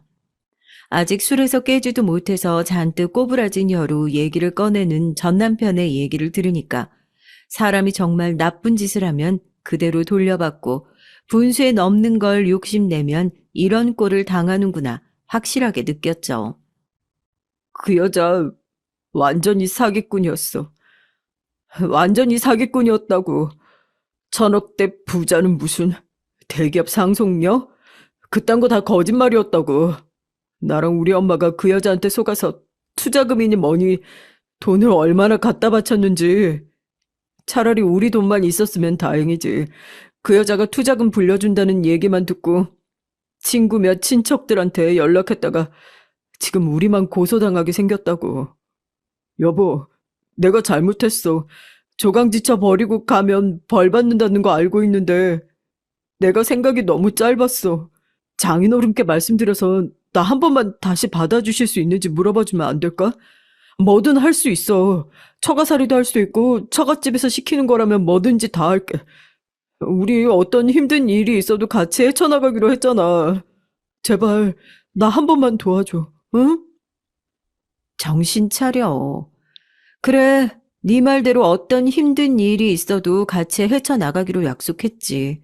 그런데 그 약속 깨버린 건 결국 너 아니니? 이제 돈 다 떨어지고 더 이상 주변에 손 벌릴 데도 없고 그러니까 제일 호구 같아 보이는 나한테 다시 받아달라 용서라도 빌면 내가 그래 옳았구나 너 정말 안쓰럽구나 하고 냉큼 받아줄 거라고 생각했니? 내가 여기 장례식장에 온 건 그냥 너희 가족한테 나도 마지막으로 예의란 걸 차리고 싶어서 왔던 것뿐이야. 근데 오늘 와보니까 확실히 알겠네.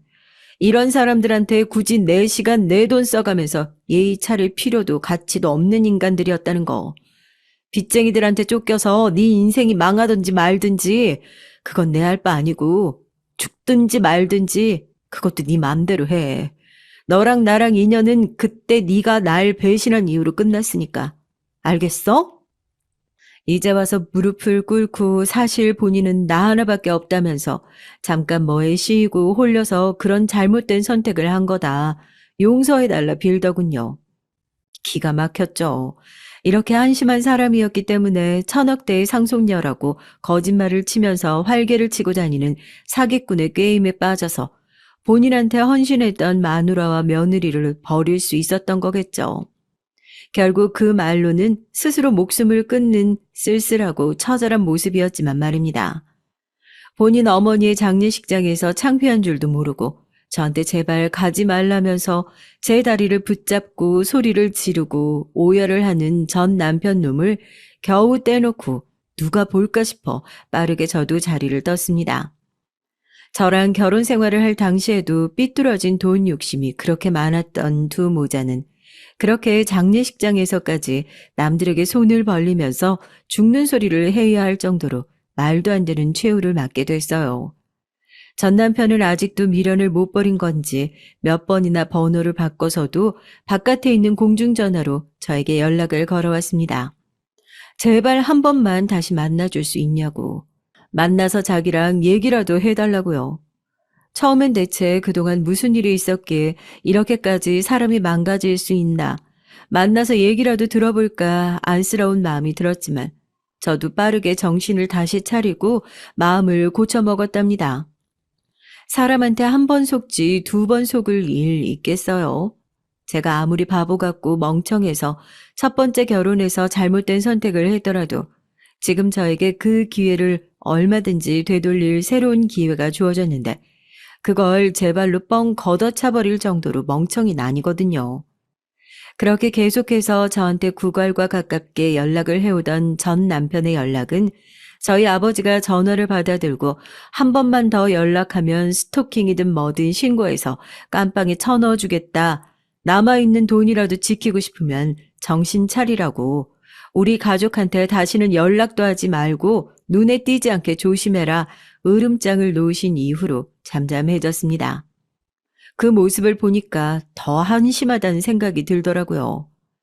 요즘은 싱글이 돼서 친구들이랑 그런 얘기를 많이 해요. 호주머니 무겁다고 다 좋은 거 아니고 자기한테 맞는 호주머니 크기는 다 정해져 있는 거라고요. 작은 주머니를 가지고 있으면서 그 안에 돈만 우겨 넣으려고 하다 보면 밖으로 빠져나가는 돈이 더 많다고요. 그러니까 우리 작은 주머니에 돈 넘치게 담을 생각하기보다 각자 들고 있는 주머니를 키울 생각을 하자고 그럽니다. 이번 일을 통해서 저도 확실히 깨달았죠. 자기 분수에도 맞지 않는 욕심을 내면 어떤 화를 입는지 말입니다. 그리고 남자를 고를 때 정말이지 신중해야 한다는 것.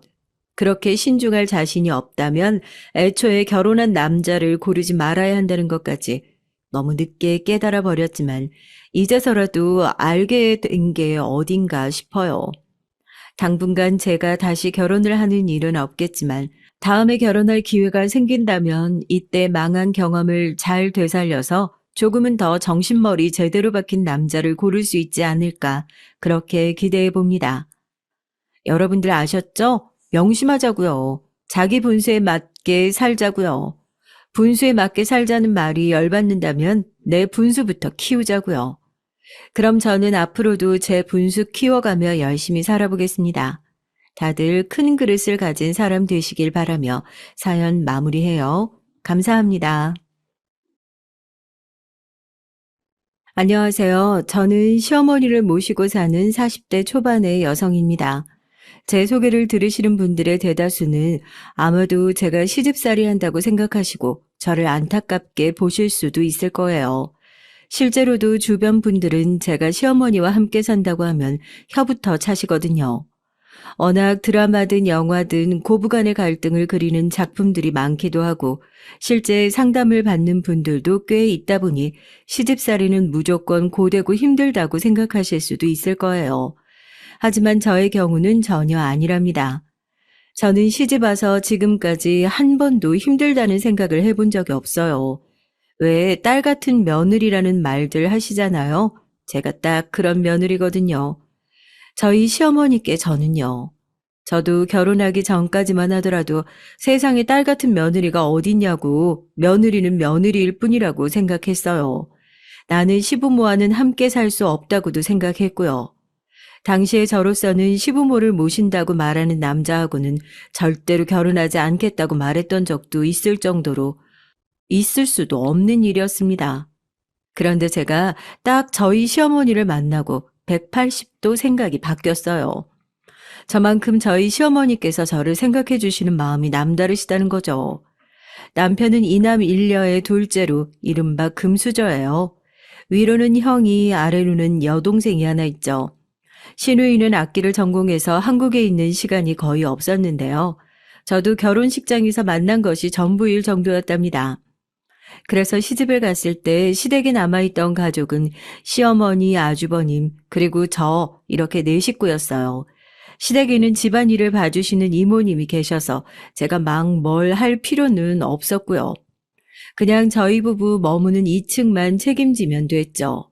그런데 문제는 딱 우리 아주버님이 문제였어요. 저는 진짜 아주버님처럼 싫은 건 많고 불편한 건 많은 사람을 본 적이 없었거든요. 결벽증이 있으신 건지 자기 방 청소를 할 때 책상 위에 물건이 절대 흐트러지면 안 된다고 하시지를 않나. 방향제도 딱 정해진 브랜드 제품이 아니면 안 된다고 하시질 않나. 어쩌다 책상에 올려둔 책이 조금이라도 흐트러졌다 하면 아주 이모님한테 해도 되는 말과 안 되는 말을 구별도 못하고 쏟아내는데 옆에서 보고 있으면 온 몸에 두드러기가 날 정도였어요. 뭐 그래도 그것까지는 저도 이해하려고 노력했죠. 그런데 빨래를 걸 때 다른 가족들이랑 섞어서 하지 말라고 하는 건 진짜 해도 너무하다 싶었어요. 아주버님은 세제랑 섬유유연제 브랜드는 물론 그 양까지도 정해주시는데 딱 돌겠더라고요. 아니, 그렇게 나오실 거면 아예 자기가 하든가. 빨래거리는 턱턱 내놓으면서 요구사항은 뭐가 그렇게 많은지 정말 머리가 지끈거렸죠. 설거지도 마찬가지였어요. 딱 아주버님이 쓰시는 그릇과 수저가 있는데 그걸 가족들이 쓰는 것과 섞이지 않도록 따로 소독기 돌리라고 시켰을 땐 진짜 저도 안 되겠다 싶어서 한마디 했답니다. 아주버님, 그렇게 찝찝하시면 직접 본인이 좀 하시든가요. 빨래도 설거지도 이모님 몸이 10개도 아닌데 어떻게 다 하세요? 재수 씨가 하는 것도 아닌데 뭘 그렇게 오지랖입니까? 그리고 돈 받고 일하는 거면 주인이 요구하는 것 정도는 알아서 해야 하는 것 아닙니까? 하지만 아주버님께서 너무 과한 것을 요구하시잖아요. 스스로 하시는 거 하나 없으시면서 매번 이모님께 아무 말이나 하시고 요즘 시대에 어떤 시대인데 그렇게 나오세요? 재수 씨, 재수 씨가 살던 세상이랑 여긴 달라요. 저 사람들 기분 나쁘면 나가라고 해요. 여기서 일하고 싶다는 사람 넘치니까. 그리고 재수 씨도 우리 동생이랑 결혼했으면 수준 좀 높이고요. 아주버님께서는 불쌍하다는 듯 저를 보고는 자신의 방으로 휙 들어가셨어요. 진짜 옆에서 남편이 말리지 않았더라면 따라 들어가서 다 엎어버렸을 텐데 남편이 아주버님은 원래 저런 사람이니 상대하지 말라고 하더군요. 원래 그런 사람이 어딨냐고 따져 물었지만 남편의 말에 의하면 평생 자기 손으로 뭔가를 해본 적 없는 사람이라 어쩔 수가 없다고 했죠. 저는 그런 남편의 반응이 더 답답했지만 결국 더 이상의 일을 키우는 것은 참기로 했습니다. 진짜 어떤 여자가 아주버님이랑 결혼할지 참 안 됐다는 생각만 했어요. 집 시내도 다 짝이 있다더니 제가 시집 온 지 2년 차 드디어 아주버님께서 결혼할 여자라고 하면서 집에 손님을 데려오셨어요.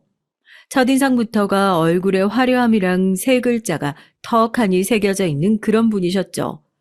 제가 지금은 병원에서 근무하고 있지만 예전에 아르바이트를 한창 할 때는 백화점 명품관에서 있어서 봤었거든요. 그래서 아주버님이 소개한다는 분이 머리부터 발끝까지 명품으로 온 몸을 휘감고 있다는 것쯤은 바로 알아볼 수 있었습니다. 액세서리를 제외하고도 몇 천만 원은 입고 있는데 진짜 입이 떡 벌어지더라고요. 남편도 금수저인데 저 여자분은 더 한가 보다 싶었어요. 그렇게 인사를 하고 간 뒤 아주버님의 결혼은 일사천리로 진행됐습니다. 저는 그 뒤로 형님을 따로 만난 적은 전혀 없었고요. 하시는 일이 무슨 디자이너라는데 엄청 바쁘다고 하더라고요. 사돈 어른들도 사업자 해외에 나가 계셔서 상견례도 제대로 못하고 식장에서 처음 얼굴을 뵀죠. 시어머니 말씀을 빌리자면 번갯불에 콩 볶아 먹듯이 순식간에 결혼이 진행됐답니다. 딱 하나 기억에 남는 것이 있다면 결혼식 당일 정도일까요? 결혼식이 어찌나 호화스러운지 무슨 해외 왕실의 대관식 같다는 느낌을 받았거든요. 다행스럽게도 아주버님께서는 결혼 후 분가를 하셨습니다. 제가 이모님이랑 얼마나 기뻐했는지 몰라요. 여전히 집에 오실 때면 그 성격에 맞춰서 준비해야 하겠지만 그 정도야 충분했죠. 신혼여행을 다녀오신 첫날 저는 처음으로 주방에서 형님과 제대로 된 대화라는 것을 나눠봤습니다. 그리고 엄청난 충격을 받았죠. 동서, 이거 동서 선물. 비싼 건 아니니까 너무 부담 갖지 말고. 형님 제 것도 챙기셨어요. 감사합니다. 너무 예쁜 스카프네요. 잘하고 다닐게요. 병원에서 일한다고 했지? 동서 평소 입고 다니는 옷이랑 좀 안 어울릴 수 있어. 뭔가 스카프만 돋보인다고 해야 되나? 그냥 중요한 자리에 격에 맞는 의상 입었을 때 그때 하라고. 서방님도 언젠가는 교수님이 되실 텐데 그런 자리에 너무 떨어지게 입을 수는 없으니까. 나긋나긋 웃으시면서 말씀하시는데 결론은 제 수준에 과할 수 있으니 중요한 자리에만 하고 나가라. 뭐 이런 뜻이었죠. 역시 그 밥에 그 나물이구나 하더니 어떻게 아주버님이랑 똑같으신지 진짜 아주 천생연분을 만났더라고요. 저는 그런 형님의 말에도 굴하지 않고 방긋 웃으면서 병원에서 하고 다녀도 다들 부러워할 것이라고 말하고는 몸을 돌려 이모님의 식사 준비를 도왔습니다. 형님은 제 귀에 들리지도 않을 작은 목소리로 중얼거리시더니 나가버리시더라고요. 형님과의 최악의 첫 대화를 나누고 나서 저는 형님이 어떤 사람인지 대충은 알 것 같았어요. 딱 제가 싫어하는 부류의 사람이었죠. 하지만 무턱대고 싫다는 소리만 할 수 없으니 적당히 거리만 유지하는 정도로 지내야겠다 싶었습니다. 그런데 너무 놀라운 것은 그런 형님도 시어머니께는 고양이 앞에 쥐 마냥 너무 순하게 행동을 하는 것이었어요. 마치 본인이 시어머니의 손과 발이라도 되는 것처럼 어머님, 어머님 부르면서 비위를 맞추는데 좀 심하다 싶을 정도였죠. 그래서 질투해? 어머니가 형수님을 더 좋아하실까봐? 그런 게 어딨어. 나도 형님도 다 같은 며느린데. 그리고 우리 어머님이 어떤 분이신데 이런 일로 며느리 차별하실 분은 전혀 아니시거든? 모르지. 형수님이 얼마나 입안에 혀처럼 굴어. 우리 어머니 은근히 칭찬에 약하다. 아주 당신은 재밌어 죽겠지. 난 아주버님만으로도 벅찬데 형님까지 미치겠구만. 남편은 형님과 아주버님 얘기에 진절머리를 치는 제가 재밌다는 듯이 한참을 웃었네요. 제 속만 답답했죠. 그나마 작은 위로가 있다면 자주 볼 필요가 없다는 것이었어요. 하지만 그건 저의 엄청난 착각이었습니다. 형님은 시어머니께 찰싹 달라붙어서는 같이 쇼핑을 가자고 조르기도 하고 괜찮은 공연이 나왔다며 모셔가기도 했어요. 딱 저만 빼고 말이죠. 별 유치한 경우를 다 보겠다 싶더라고요. 그런데 어머님께서 형님을 따라 다녀오시면 어찌나 피곤해 하시는지 저러다 병나시면 어떻게 하나 걱정이 될 정도였습니다. 그날도 마찬가지였죠. 시어머니께서는 집에 오시자마자 침대에 쓰러지듯이 누우셨어요. 저는 시어머니께서 평소 챙겨 드시던 영양제를 챙겨 따라 들어갔죠. 무슨 종이 가방이 그렇게 많은지 과장 조금 보태면 쇼핑을 다녀오신 건지 백화점을 털고 오신 것인지 구분이 안 갈 정도였습니다. 그냥 좀 조용히 구경했으면 좋겠는데 어찌나 말이 많은지 아휴 내가 다 기운이 빠진다. 아이고. 많이 피곤하세요 어머님? 어디 불편하신 곳은요? 아이고 내 정신 좀 봐라. 아유 내가 너무 예쁜 가방이 눈에 들어오길래 우리 작은 며느리 주려고 하나 사왔지. 시어머니께서는 형님이 명품관에 가자고 해서 따라가셨다가 제가 출근할 때 들고 다니는 가방이 헤어진 것이 떠올라 하나 구매했다고 하시면서 가방 하나를 주셨어요. 딱 열어보는데 너무 제가 좋아하는 스타일이라 저도 모르게 환호성이 나왔죠. 진짜 이걸 어떻게 들고 다니나 싶을 정도로 제 마음에 쏙 들었습니다. 시어머님께서는 형님께는 절대 비밀이라고 하시면서 다른 것들도 꺼내서 제 선물이라고 주시는데 감동 그 자체였습니다. 형님의 시어머니 챙기는 것도 그리 오래가지 않았어요. 시어머니께서 체력적으로 너무 힘들어 하셨거든요. 그래서 그런지 이번에는 몸에 좋다는 것들을 가지고 와서는 주방을 엉망으로 만들기 시작했습니다. 잘 모르신다고 하시면 도와드릴 생각이었는데 무조건 혼자 하겠다고 고집을 부리면서 엉망이 되어가는 주방을 보고 있을 수밖에 없었죠. 옆에서 요리하는 모습을 딱 봐도 형님이 얼마나 서툰지 알겠더라고요. 결국 저라도 좀 나서서 하려는데 형님께서 절대 손대지 말라고 하시는데 결국 저도 그럼 마음대로 하라고 하는 심정으로 그냥 물러났죠. 칼질도 제대로 못하는 형님은 결국 손가락을 몇 군데 베이고서야 음식을 완성하셨답니다. 솔직한 말로 음식이라고 부를 수 있기는 한 건지 알 수 없었지만 말이에요. 어머님, 이 음식이 체력 떨어지셨을 때 바로 효과 본다고 하니까 어서 드셔보세요. 오늘 날씨도 덥더라고요. 아유, 어디 아픈 것도 없는데 뭐하러 이런 것까지 챙겨. 고맙게 잘 먹으마. 건강하실 때 더 챙기셔야죠. 제가 곁에서 하나하나 다 챙겨드려야 하는데 나가 살다 보니까 어쩔 수가 없네요. 그래도 제가 처음으로 만들어 본 음식이니까 어머님 예쁘게 봐주세요. 아니, 손은 또 왜 그래?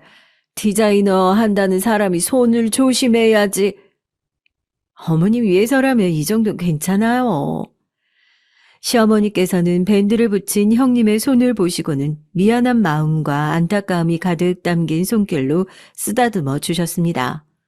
형님은 괜찮다고 하시면서 음식을 드셔보라고 권하고 계셨죠. 그 모습을 보는데 무슨 시트콤 같더라고요. 만약 이 모든 것이 형님의 진심이었다면 저는 감동을 하고 있었겠죠. 하지만 그게 아니니까 너무 재수가 없더라고요. 어머님께서 좀 쉬겠다고 하셔서 밖으로 나오는데 형님께서 제게 빈 그릇을 내밀더니 가져가서 좀 치우라고 하더군요. 아니 무슨 종부리듯이 턱짓으로 시키는데 제가 왜 해야 하나 싶더라고요. 그래서 저는 형님이 직접 하시라고 말했죠. 가서 주방 좀 치우라는데 그게 그렇게 어려워, 동서? 형님께서 요리한다고 엉망으로 만드셨으면 치우는 것도 끝까지 형님이 하셔야죠. 누군가에게 음식을 대접한다는 것은 뒷처리까지 포함이랍니다. 형님, 제가 도와드린다고 했을 때 한사코 사양하셨으며 끝까지 마무리하셔야죠.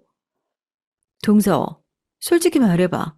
동서 어른들한테 인기 없지? 갑자기 그게 무슨 말씀이세요? 어른들한테 인기라뇨?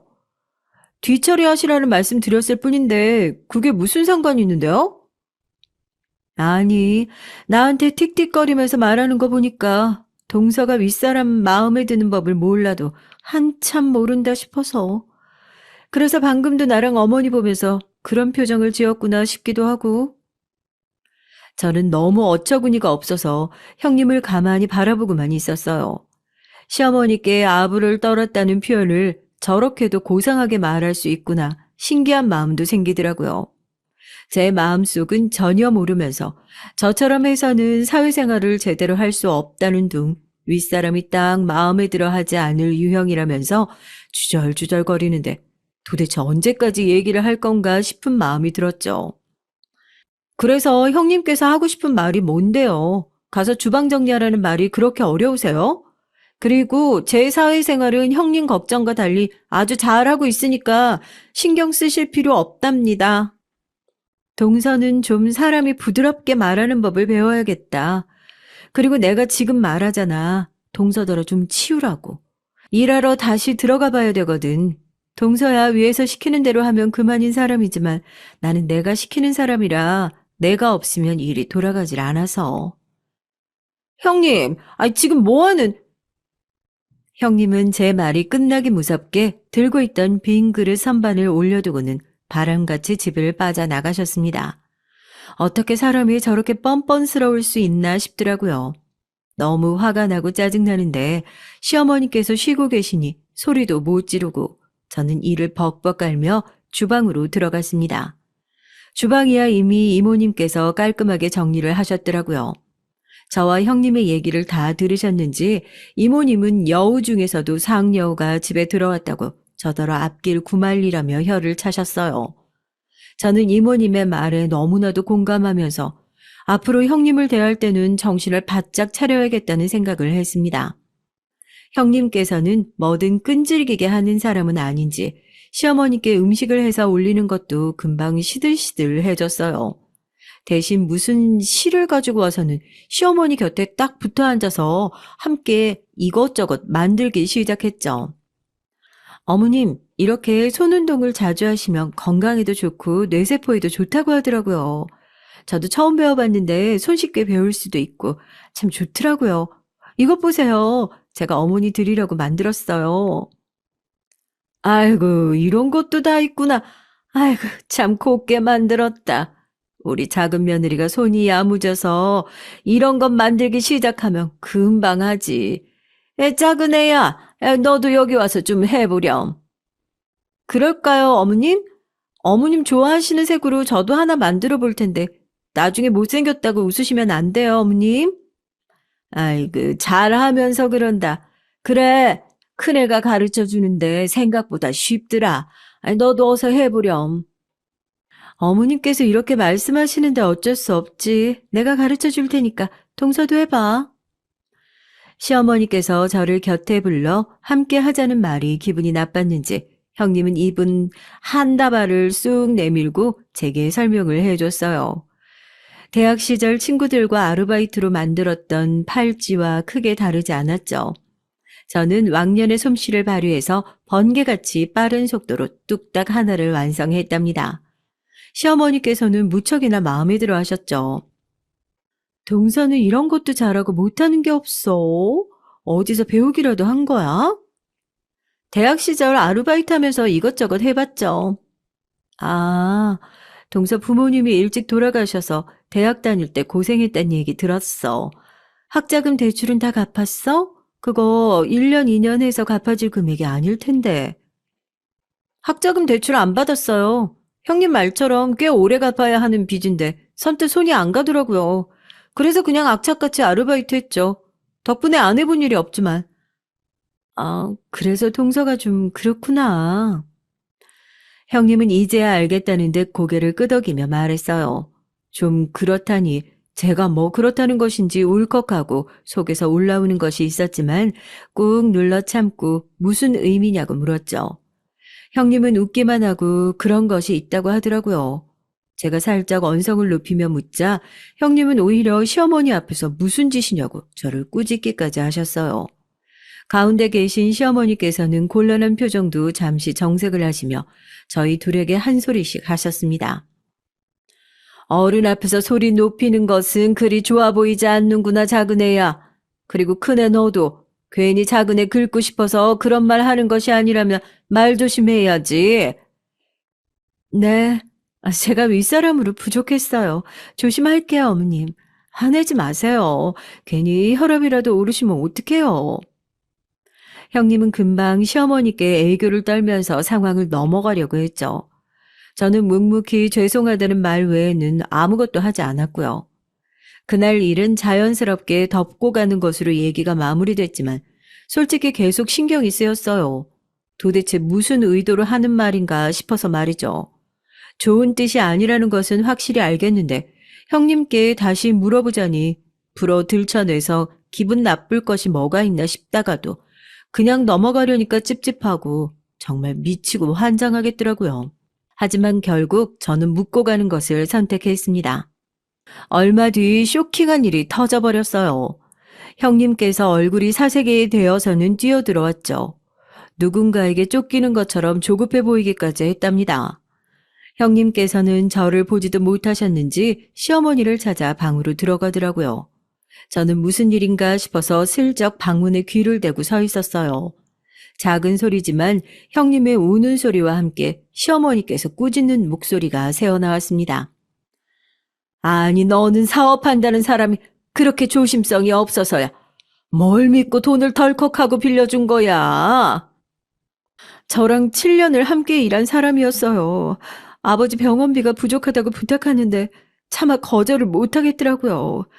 그래서 1,000만 원을 빌려줬는데 감쪽같이 사라질 줄은 정말 꿈에도 몰랐죠. 어머님, 저 어떡해요? 그이가 알면 저 진짜 죽어요. 그럼 네 남편 모르게 그 돈을 빌려준 거야? 돈이 어디가 나서? 제가 가진 돈 다 털어서 줬는데 어머님, 저 그 돈 없으면 당장 회사에서도 문제가 생길 텐데 어떻게 하면 좋아요? 어머님 진짜 한 번만 도와주시면 안 될까요? 정말 죄송해요. 이런 말 염치 없는 거 아는데 어머님 말고는 부탁할 사람이 없어서 그래요. 시어머니께서는 고민이 되시는지 대답이 없으셨죠. 1,000만 원이라니 그렇게 큰 돈을 덜컥 빌려줄 만큼 형님이 허술한 사람은 아니라고 생각했는데 의외다 싶었습니다. 뭐 시어머니께서는 금방 만들어내실 수 있는 돈이니 금액이 걱정되는 것은 아니었지만 시어머니께서 워낙 싫어하는 상황이라 마음에 걸리기는 했죠. 시어머니께서는 강남에 빌딩을 여러 가지고 있으실 정도로 큰손이지만 절대 남한테 돈을 함부로 빌려주시지 않는 분으로 유명하다고 들었거든요. 남편도 어릴 때 아무리 친하고 믿을 수 있는 사람이라도 절대 돈거래는 하는 것이 아니라고 귀에 못이 박힐 정도로 들었다고 말했고요. 시집 와서 제가 처음으로 남편의 통장을 관리하게 됐을 때 시어머니께서 저를 불러서 하신 말씀이 있으셨거든요. 친하면 친할수록 절대 돈은 빌려주면 안 된다는 말이죠. 시어머니께서 가장 싫어하는 행동을 했는데 형님께서 과연 잘 넘길 수 있을까 싶었답니다. 한참 동안 형님의 우는 소리만 들리더니 시어머니께서는 이번 한 번만이라고 하시면서 계좌번호를 불러보라고 하시더라고요. 저는 급하게 자리를 떠나면서 시어머니께서도 형님이 저렇게 매달리시는데 어쩔 수가 없으신가 보다 했어요. 곧 형님이 나오시는데 저랑 눈이 마주쳤죠. 형님, 그냥 가시게요? 오늘은 내가 동서랑 말 섞고 싶은 기분이 아닌데 다음에 봐. 형님은 들어올 때와는 또 다른 의미로 빠른 의미로 뛰어나갔죠. 저는 고개를 절레절레 흔들며 활짝 열린 문을 닫기 위해 나갔는데 형님이 어디론가 전화를 하더라고요. 그 모습을 보는데 무슨 공포영화를 보는 기분이 들 정도로 섬뜩했답니다. 방금까지 시어머니 앞에서 그렇게 울던 사람이 아주 깔깔거리며 웃는데 순간 형님이 미친 사람처럼 보일 정도였어요. 저는 그렇게 멀어지는 형님을 보면서 뭔가 껄끄러운 기분이 들었지만 그냥 넘겨버렸죠. 시어머니께서도 아주버님 모르게 돈을 빌려주셨는데 제가 누구한테 말하겠나 싶어서 말이에요. 그렇게 돈 사고를 치고 나서 형님께서는 더 지극정성으로 시어머니를 찾아왔어요. 다만 달라진 것이 있다면 시어머니께서 예전 같지 않으셨죠. 함께 어디를 가자고 해도 괜찮다고 하시고 형님이 준비한 음식이라고 해도 몇 숟가락 뜨지 않고 물리실 정도였어요.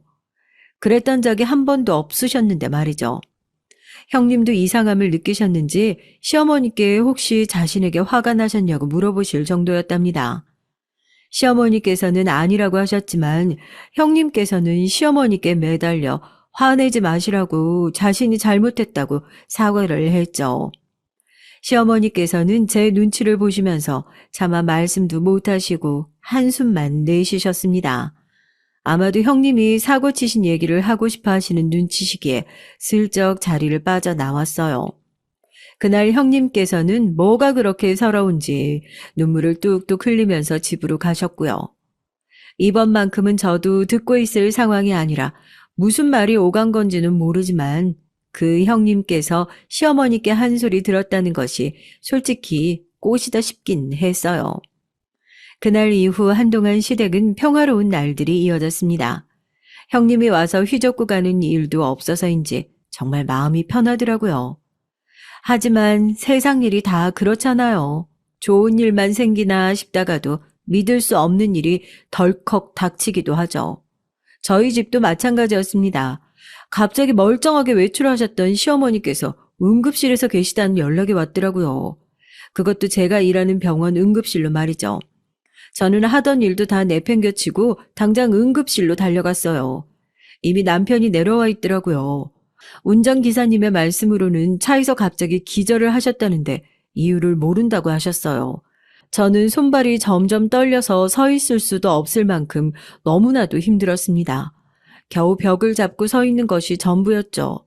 곧 의사 선생님께서 나오셔서는 뇌혈관에 이상이 생겨 급하게 수술을 해야 한다고 하셨어요. 저는 그대로 바닥에 주저앉았죠. 남편과 의사 선생님께서 심각하게 얘기를 하시는 동안에도 저는 차가운 바닥에서 눈물만 뚝뚝 흘리고 있었답니다. 여보, 괜찮아? 심각한 수준은 아니래. 급하게 수술하면 괜찮을 거야.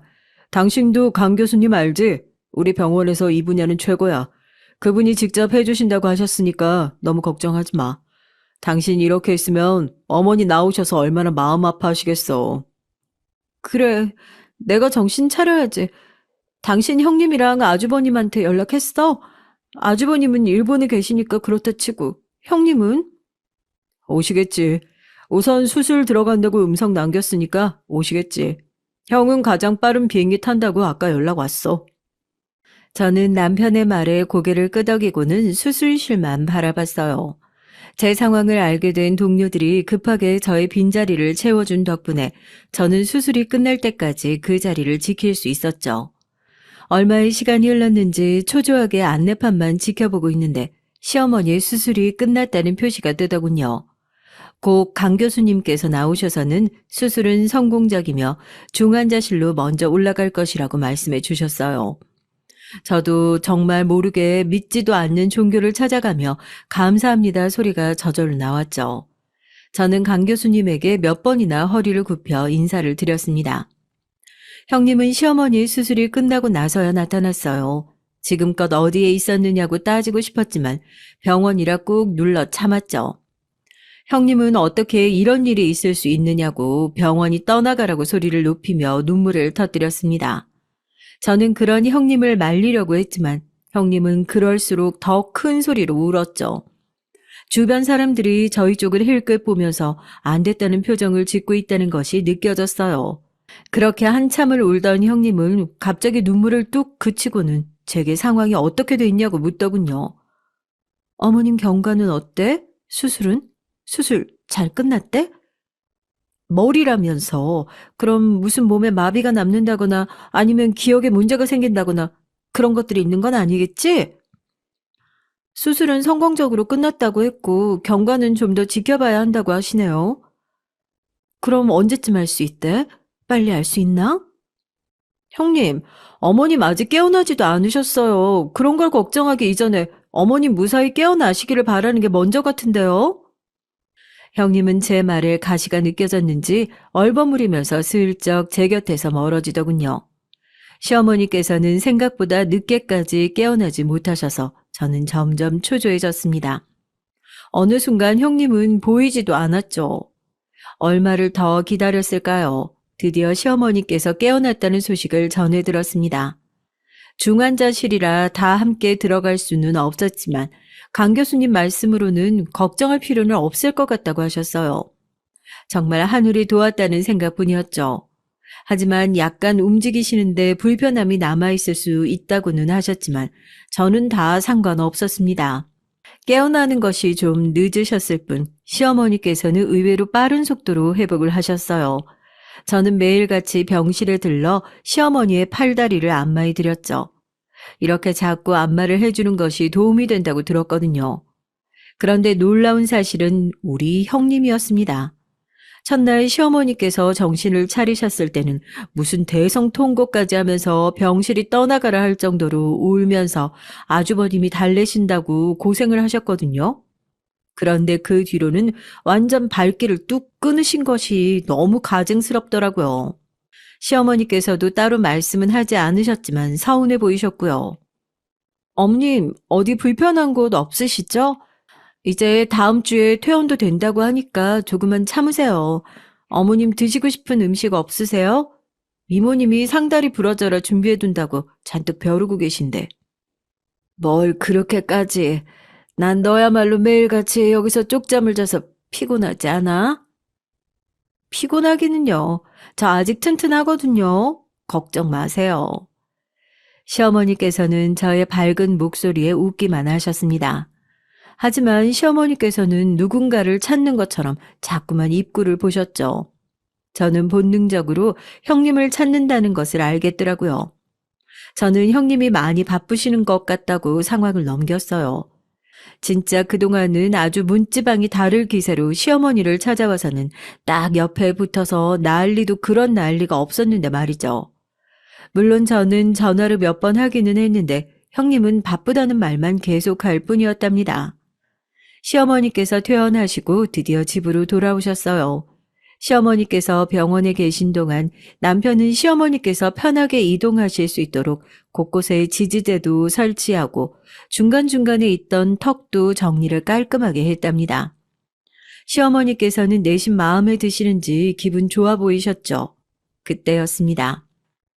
어머님, 퇴원 축하드려요. 제가 일이 너무 많아서 찾아뵙지도 못했고 죄송해요.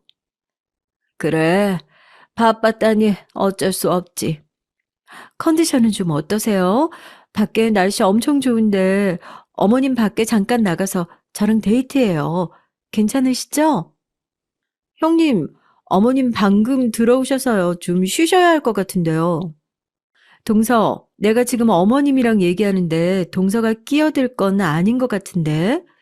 어머님, 저랑 잠깐 나갔다 오시는 거 괜찮으시죠? 네. 오늘 좀 피곤하구나. 쉬고 싶어. 다음에 나가자. 시어머니께서는 제게 손을 뻗으시기에 안으로 모시고 들어갔죠. 형님께서는 시어머니께서 거절할 것이라고는 조금도 생각하지 못한 얼굴이었어요. 시어머니께서 쉬시도록 하고 나오니 형님이 바로 저한테 얘기 좀 하자고 하더라고요. 솔직히 형님하고는 하고 싶은 말도 듣고 싶은 말도 없었지만 우선은 따라갔습니다. 동서, 어머님 무슨 일 있으셔? 아니 갑자기 나한테 왜 찬바람이래? 글쎄요. 저는 잘 모르겠는데요. 어머님께서 오늘 많이 움직이셔서 피곤해 그러시는 것뿐인데 형님께서 너무 예민하게 반응하시는 거 아닐까요? 아니야. 그동안 한 번도 이런 일 없었다니까. 이상해. 혹시 동서가 중간에 뭐라고 한 거 아니야? 정말. 형님, 괜히 저한테 화풀이하고 싶으신 모양인데 저하고는 조금도 관계 없으니까 괜한 소리 하지 마시고 저녁 드시고 갈 거 아니면 그냥 가세요. 형님은 볼 일이 있다고 하시면서 쌩하니 나가버리셨죠. 그런데 집에 들어오니 형님이 늘 하고 다니시는 스카프가 그대로 소파 위에 있더라고요. 그냥 무시할까 했는데 그래도 스카프 핑계 대면서 다시 집에 오는 꼴이 더 보기 싫어서 들고 따라 나갔답니다. 그런데 대문 앞에서 형님이 누군가랑 엄청 큰 소리로 욕을 하며 얘기를 하더라고요. 중간에 시어머니 얘기도 제 얘기도 나오는 것이 뭔가 싶어서 귀를 가져갔죠. 그리고 저는 완전 충격적인 대화를 들어야만 했답니다. 몰라. 놓친 내가 뭘 알게 된 건 아니겠지? 여기서 접고 나르기엔 아깝잖아. 내가 그동안 들인 시간이 얼만데. 할망구 비 맞춰가며 내가 얼마나 고생했는지 알아? 동서? 괜히 아무것도 아닌 주제에 센 척하는데 어리숙해서 금방 속여 먹겠더라고. 하여튼 할망구 주머니 좀 더 뒤져서 갈 테니까 그만 재촉하고 바로 성공하면 이 나라 뜰 준비나 해. 끊는다. 저는 당장이라도 뛰어나가서 방금 전화를 추궁하고 싶었지만 꾹 눌러 참았어요.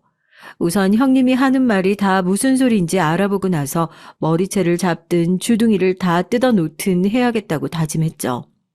저는 막 나온 사람처럼 대문을 벌컥 열었습니다. 형님은 당황한 얼굴로 갑자기 문을 열면 어떻게 하느냐고 소리를 질렀지만 저는 아무렇지도 않은 척 스카프를 내밀고는 안으로 들어갔어요. 저는 방금 들었던 일들에 관해 친한 친구에게 의논을 했습니다. 남편이 흥신소를 운영하는 사람이라 형님에 대해 조사를 부탁했죠. 꽤 시간이 걸릴지도 모른다고 했던 것과는 다르게 3일도 되지 않아서 연락이 오더라고요. 저는 병원 쉬는 시간을 틈타 친구를 만났고요. 친구 남편이 조사한 결과라고 보여주는데 뒤통수를 3개 맞은 것처럼 정신을 차릴 수가 없을 정도로 충격적인 결과였어요. 어떻게 자기 잘난 맛에 사는 아주버님께서 이런 여자와 결혼을 하셨는지 도저히 알 수가 없었죠. 조사할 것도 없었어요. 이미 워낙에 유명한 여자라서 꽃뱀인데 남자 등골 빼먹다가 된통 걸려서 징역 좀 살고 나와서는 완전히 잠수 탔거든요. 그래서 다들 죽었나 하고 있었는데 여기서 사기를 치고 있을 줄이야. 꽃뱀이면 디자이너고 뭐고 아무것도 아니라는 거죠? 디자이너는 무슨, 집안이 망해서 대학 문턱도 못 밟았어요. 꼴의 머리는 좋은지 사기치는 기술은 아주 수준급이죠. 저는 알겠다고 말하며 흥신소에서 알려준 것들을 주섬주섬 챙겼답니다.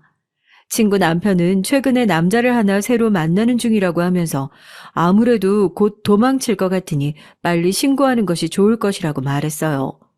하지만 저는 확신하고 있었죠. 형님이 시어머니에게서 한 재산 뜯어내기 전까지는 절대 떠나지 않을 것이라는 사실을 말이죠.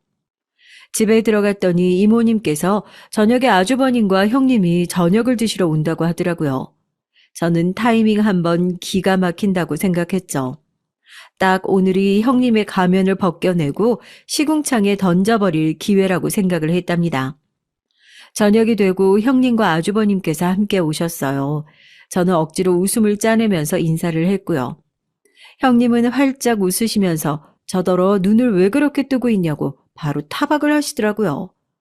저는 끝까지 웃으면서 저녁부터 준비하겠다고 말하고는 주방으로 들어갔습니다.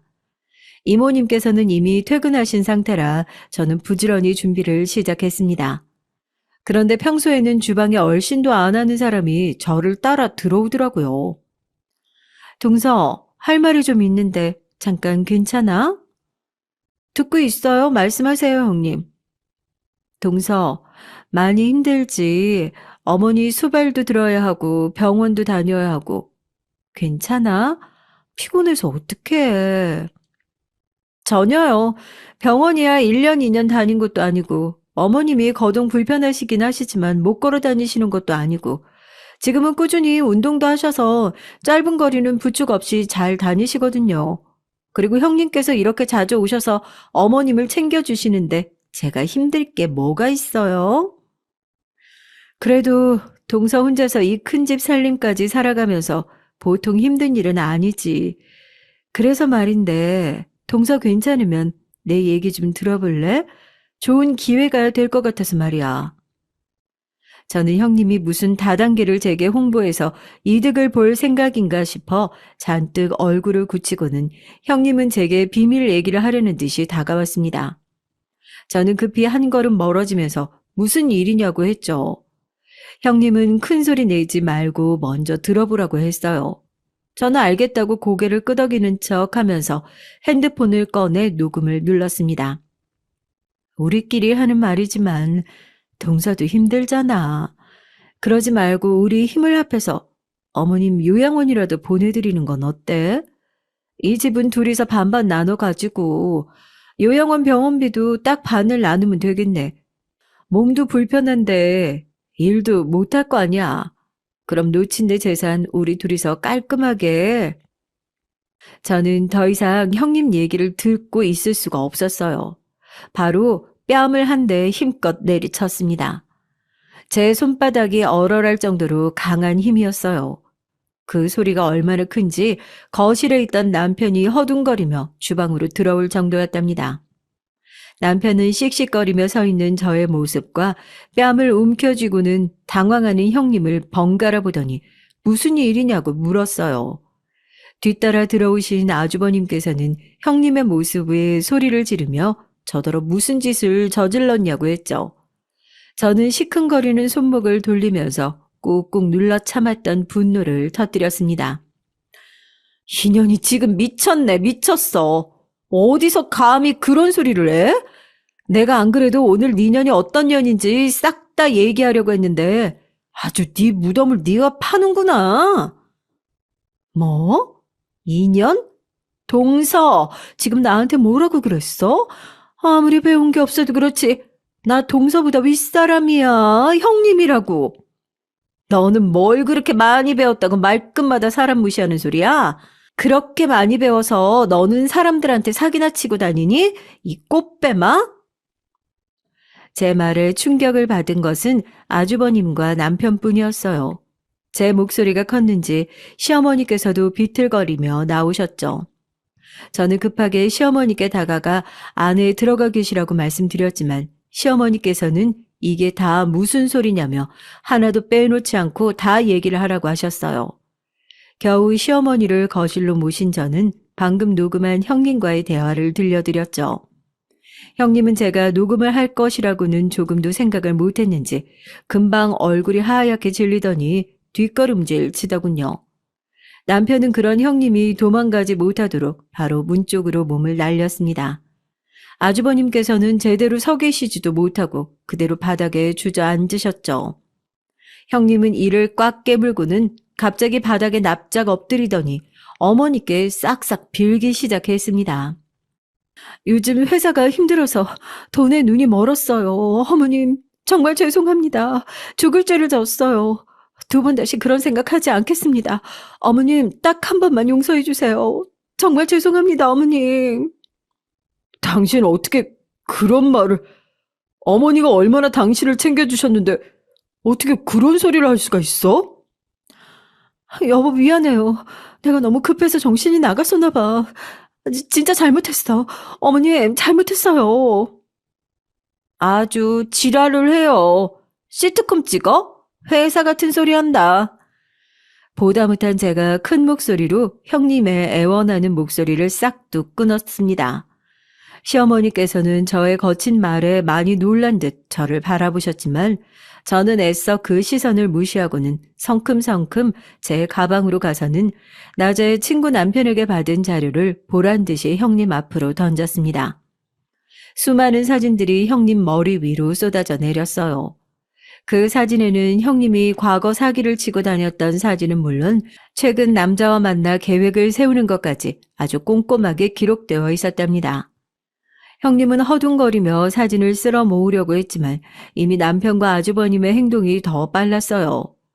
아주버님은 손에 든 사진과 형님을 번갈아 바라보며 이게 다 뭐냐고 소리를 질렀죠. 형님은 모든 것이 들통났다는 것을 깨닫고는 도망치려고 했지만 남편이 조금 더 빨랐습니다. 디자이너?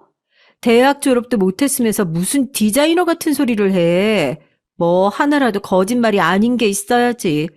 아주버님이랑 결혼한 것도 다 계획적이었지? 우리 어머님 재산 챙기려고. 아니야? 여보, 재산을 챙기려고 했더니 그게 다 무슨 소리야? 회사 직원이 어쩌고 하면서 어머니께 1,000만 원 받아서 챙긴 거 내가 모른다고 생각했지? 왜? 그렇게 한번 해보니까 어머님 돈 금방 꿀꺽할 수 있을 것 같았어? 그런데 어떡하냐? 내가 다 얘기해버려서? 1,000만 원이라니. 재수씨, 이게 다 무슨 소리입니까? 어머님께서 1,000만 원을 이 사람한테 주셨다뇨. 어머니, 아니죠? 뭐라고 좀 말씀해보세요.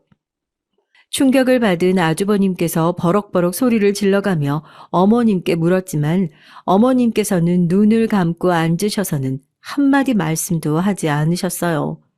저는 그날 제가 몰래 들었던 대화 내용을 하나도 빼지 않고 다 얘기를 했죠.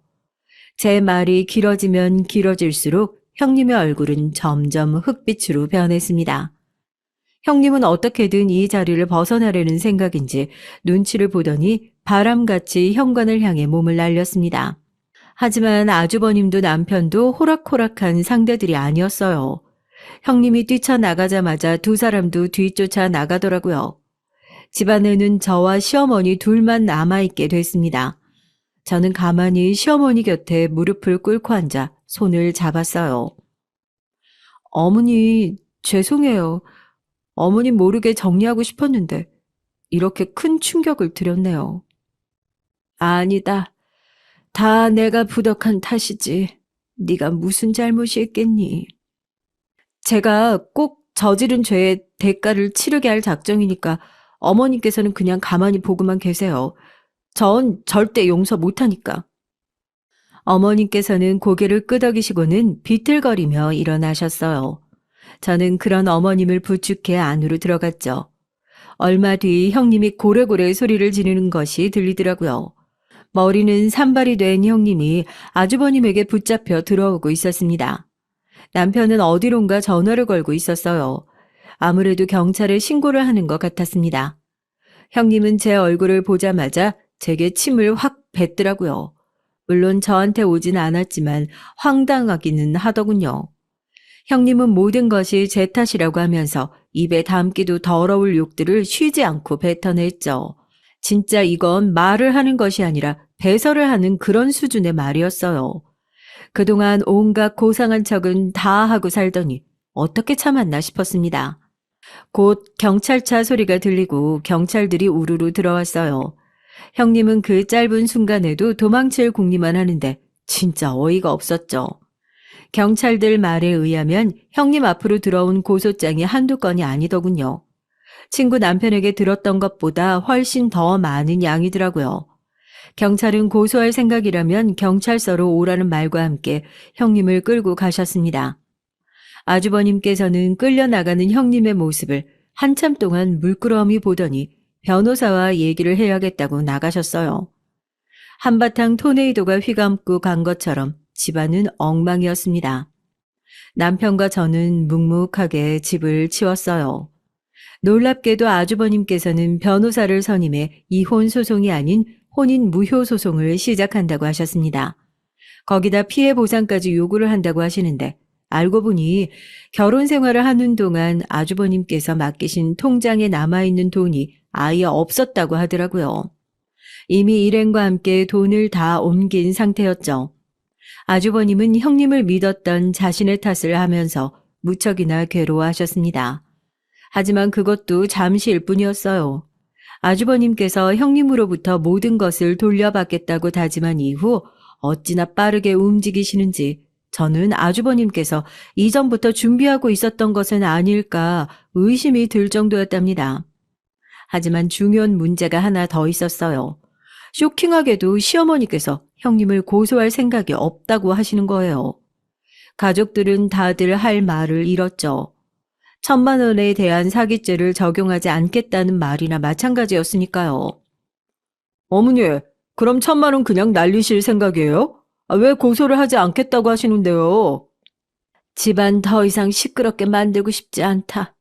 그런 여자애를 데려와서 결혼하겠다고 했던 너나 나이 이만큼 먹도록 사람 하나 볼 줄 모르고 그저 나한테 살랑거린다고 좋아서 1,000만 원을 덜컥 내놓은 나나 누굴 원망하겠니? 어머님, 그런 말씀 마세요. 속여 먹겠다고 작정을 하고 덤비는 사람을 어떻게 이겨요? 어머님 잘못도 아주버님 잘못도 하나 없으니까 그런 말씀 마시고 고소장 접수하셨으면 좋겠어요. 속이는 인간이 나쁜 사람인데 왜 어머니께서 괴로워하세요? 그럴 이유 조금도 없으니까 어머니 걱정 마세요. 남편과 저까지 나서서 시어머니를 설득하자 시어머니께서도 결국은 마음을 돌리셨답니다.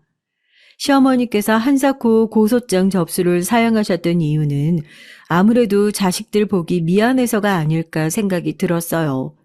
평소에 자식들에게 어떤 누구에게도 절대로 돈을 빌려주지 말라고 하셨던 분이셨는데 결국은 자기가 한 말을 지키지 못한 것이나 다름없었으니까요. 그로부터 많은 시간이 흘렀습니다.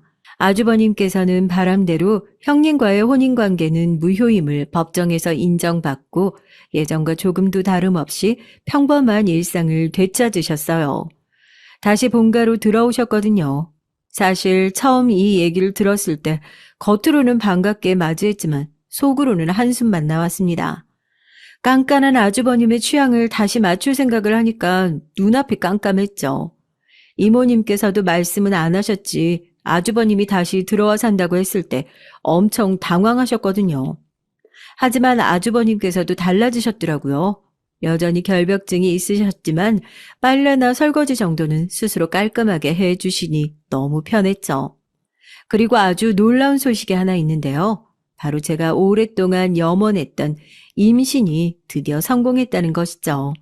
남편과 저의 사랑스러운 아들은 제 뱃속에서 아주 무럭무럭 자라고 있습니다.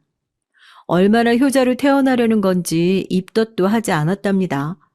시어머니께서는 형님의 일이 터지면서 한동안은 무력하게 지내셨는데 제가 임신했다는 소식에 요즘은 저와 함께 아이가 태어나면 쓸 기저귀를 만들면서 매일 들뜬 마음으로 기다리고 있어요. 끝으로 형님에 관한 얘기를 좀 하자면 사기죄로 고소를 한 형님의 재판은 아직도 열리지 않았어요. 무슨 양파도 아니고 사람이 어떻게 알아가면 알아갈수록 점점 더 죄가 늘어나는지 진짜 중간중간 얘기를 들을 때마다 놀랍기만 하더라고요. 제가 알고 있던 것은 결혼을 핑계로 돈 많은 남자에게 접근해서 재산을 빼돌리고 잠적하는 수법을 써왔다고 들었는데 그 정도가 아니더라고요. 아예 조직적으로 움직이면서 대상도 결혼이 늦은 남자부터 혼자 살고 있는 노인 가정까지 그 규모도 상당했답니다. 형님을 조사하던 검찰에서도 혀를 내두를 정도라고 했고요. 여죄가 많다 보니 결국에는 처음 예상했던 기한보다 늘어날 수밖에 없었죠. 거기다 형님의 일당으로 추정되는 사람들까지 잡아들여 일이 꽤나 커졌더라고요. 아마 이 방송을 형님이 듣고 계실지는 모르겠네요. 저를 원망하는 마음으로 혹여나 이 방송을 듣고 계신다면 지금 형님에게 일어난 모든 행동의 원인은 바로 형님에게 있음을 꼭 알아주셨으면 좋겠다는 말을 전하고 싶네요. 그리고 형님이 저지른 죄값 꼭 받길 바란다는 말과 함께요. 그리고 얘기를 끝까지 들어주신 분들도 정말 감사드립니다.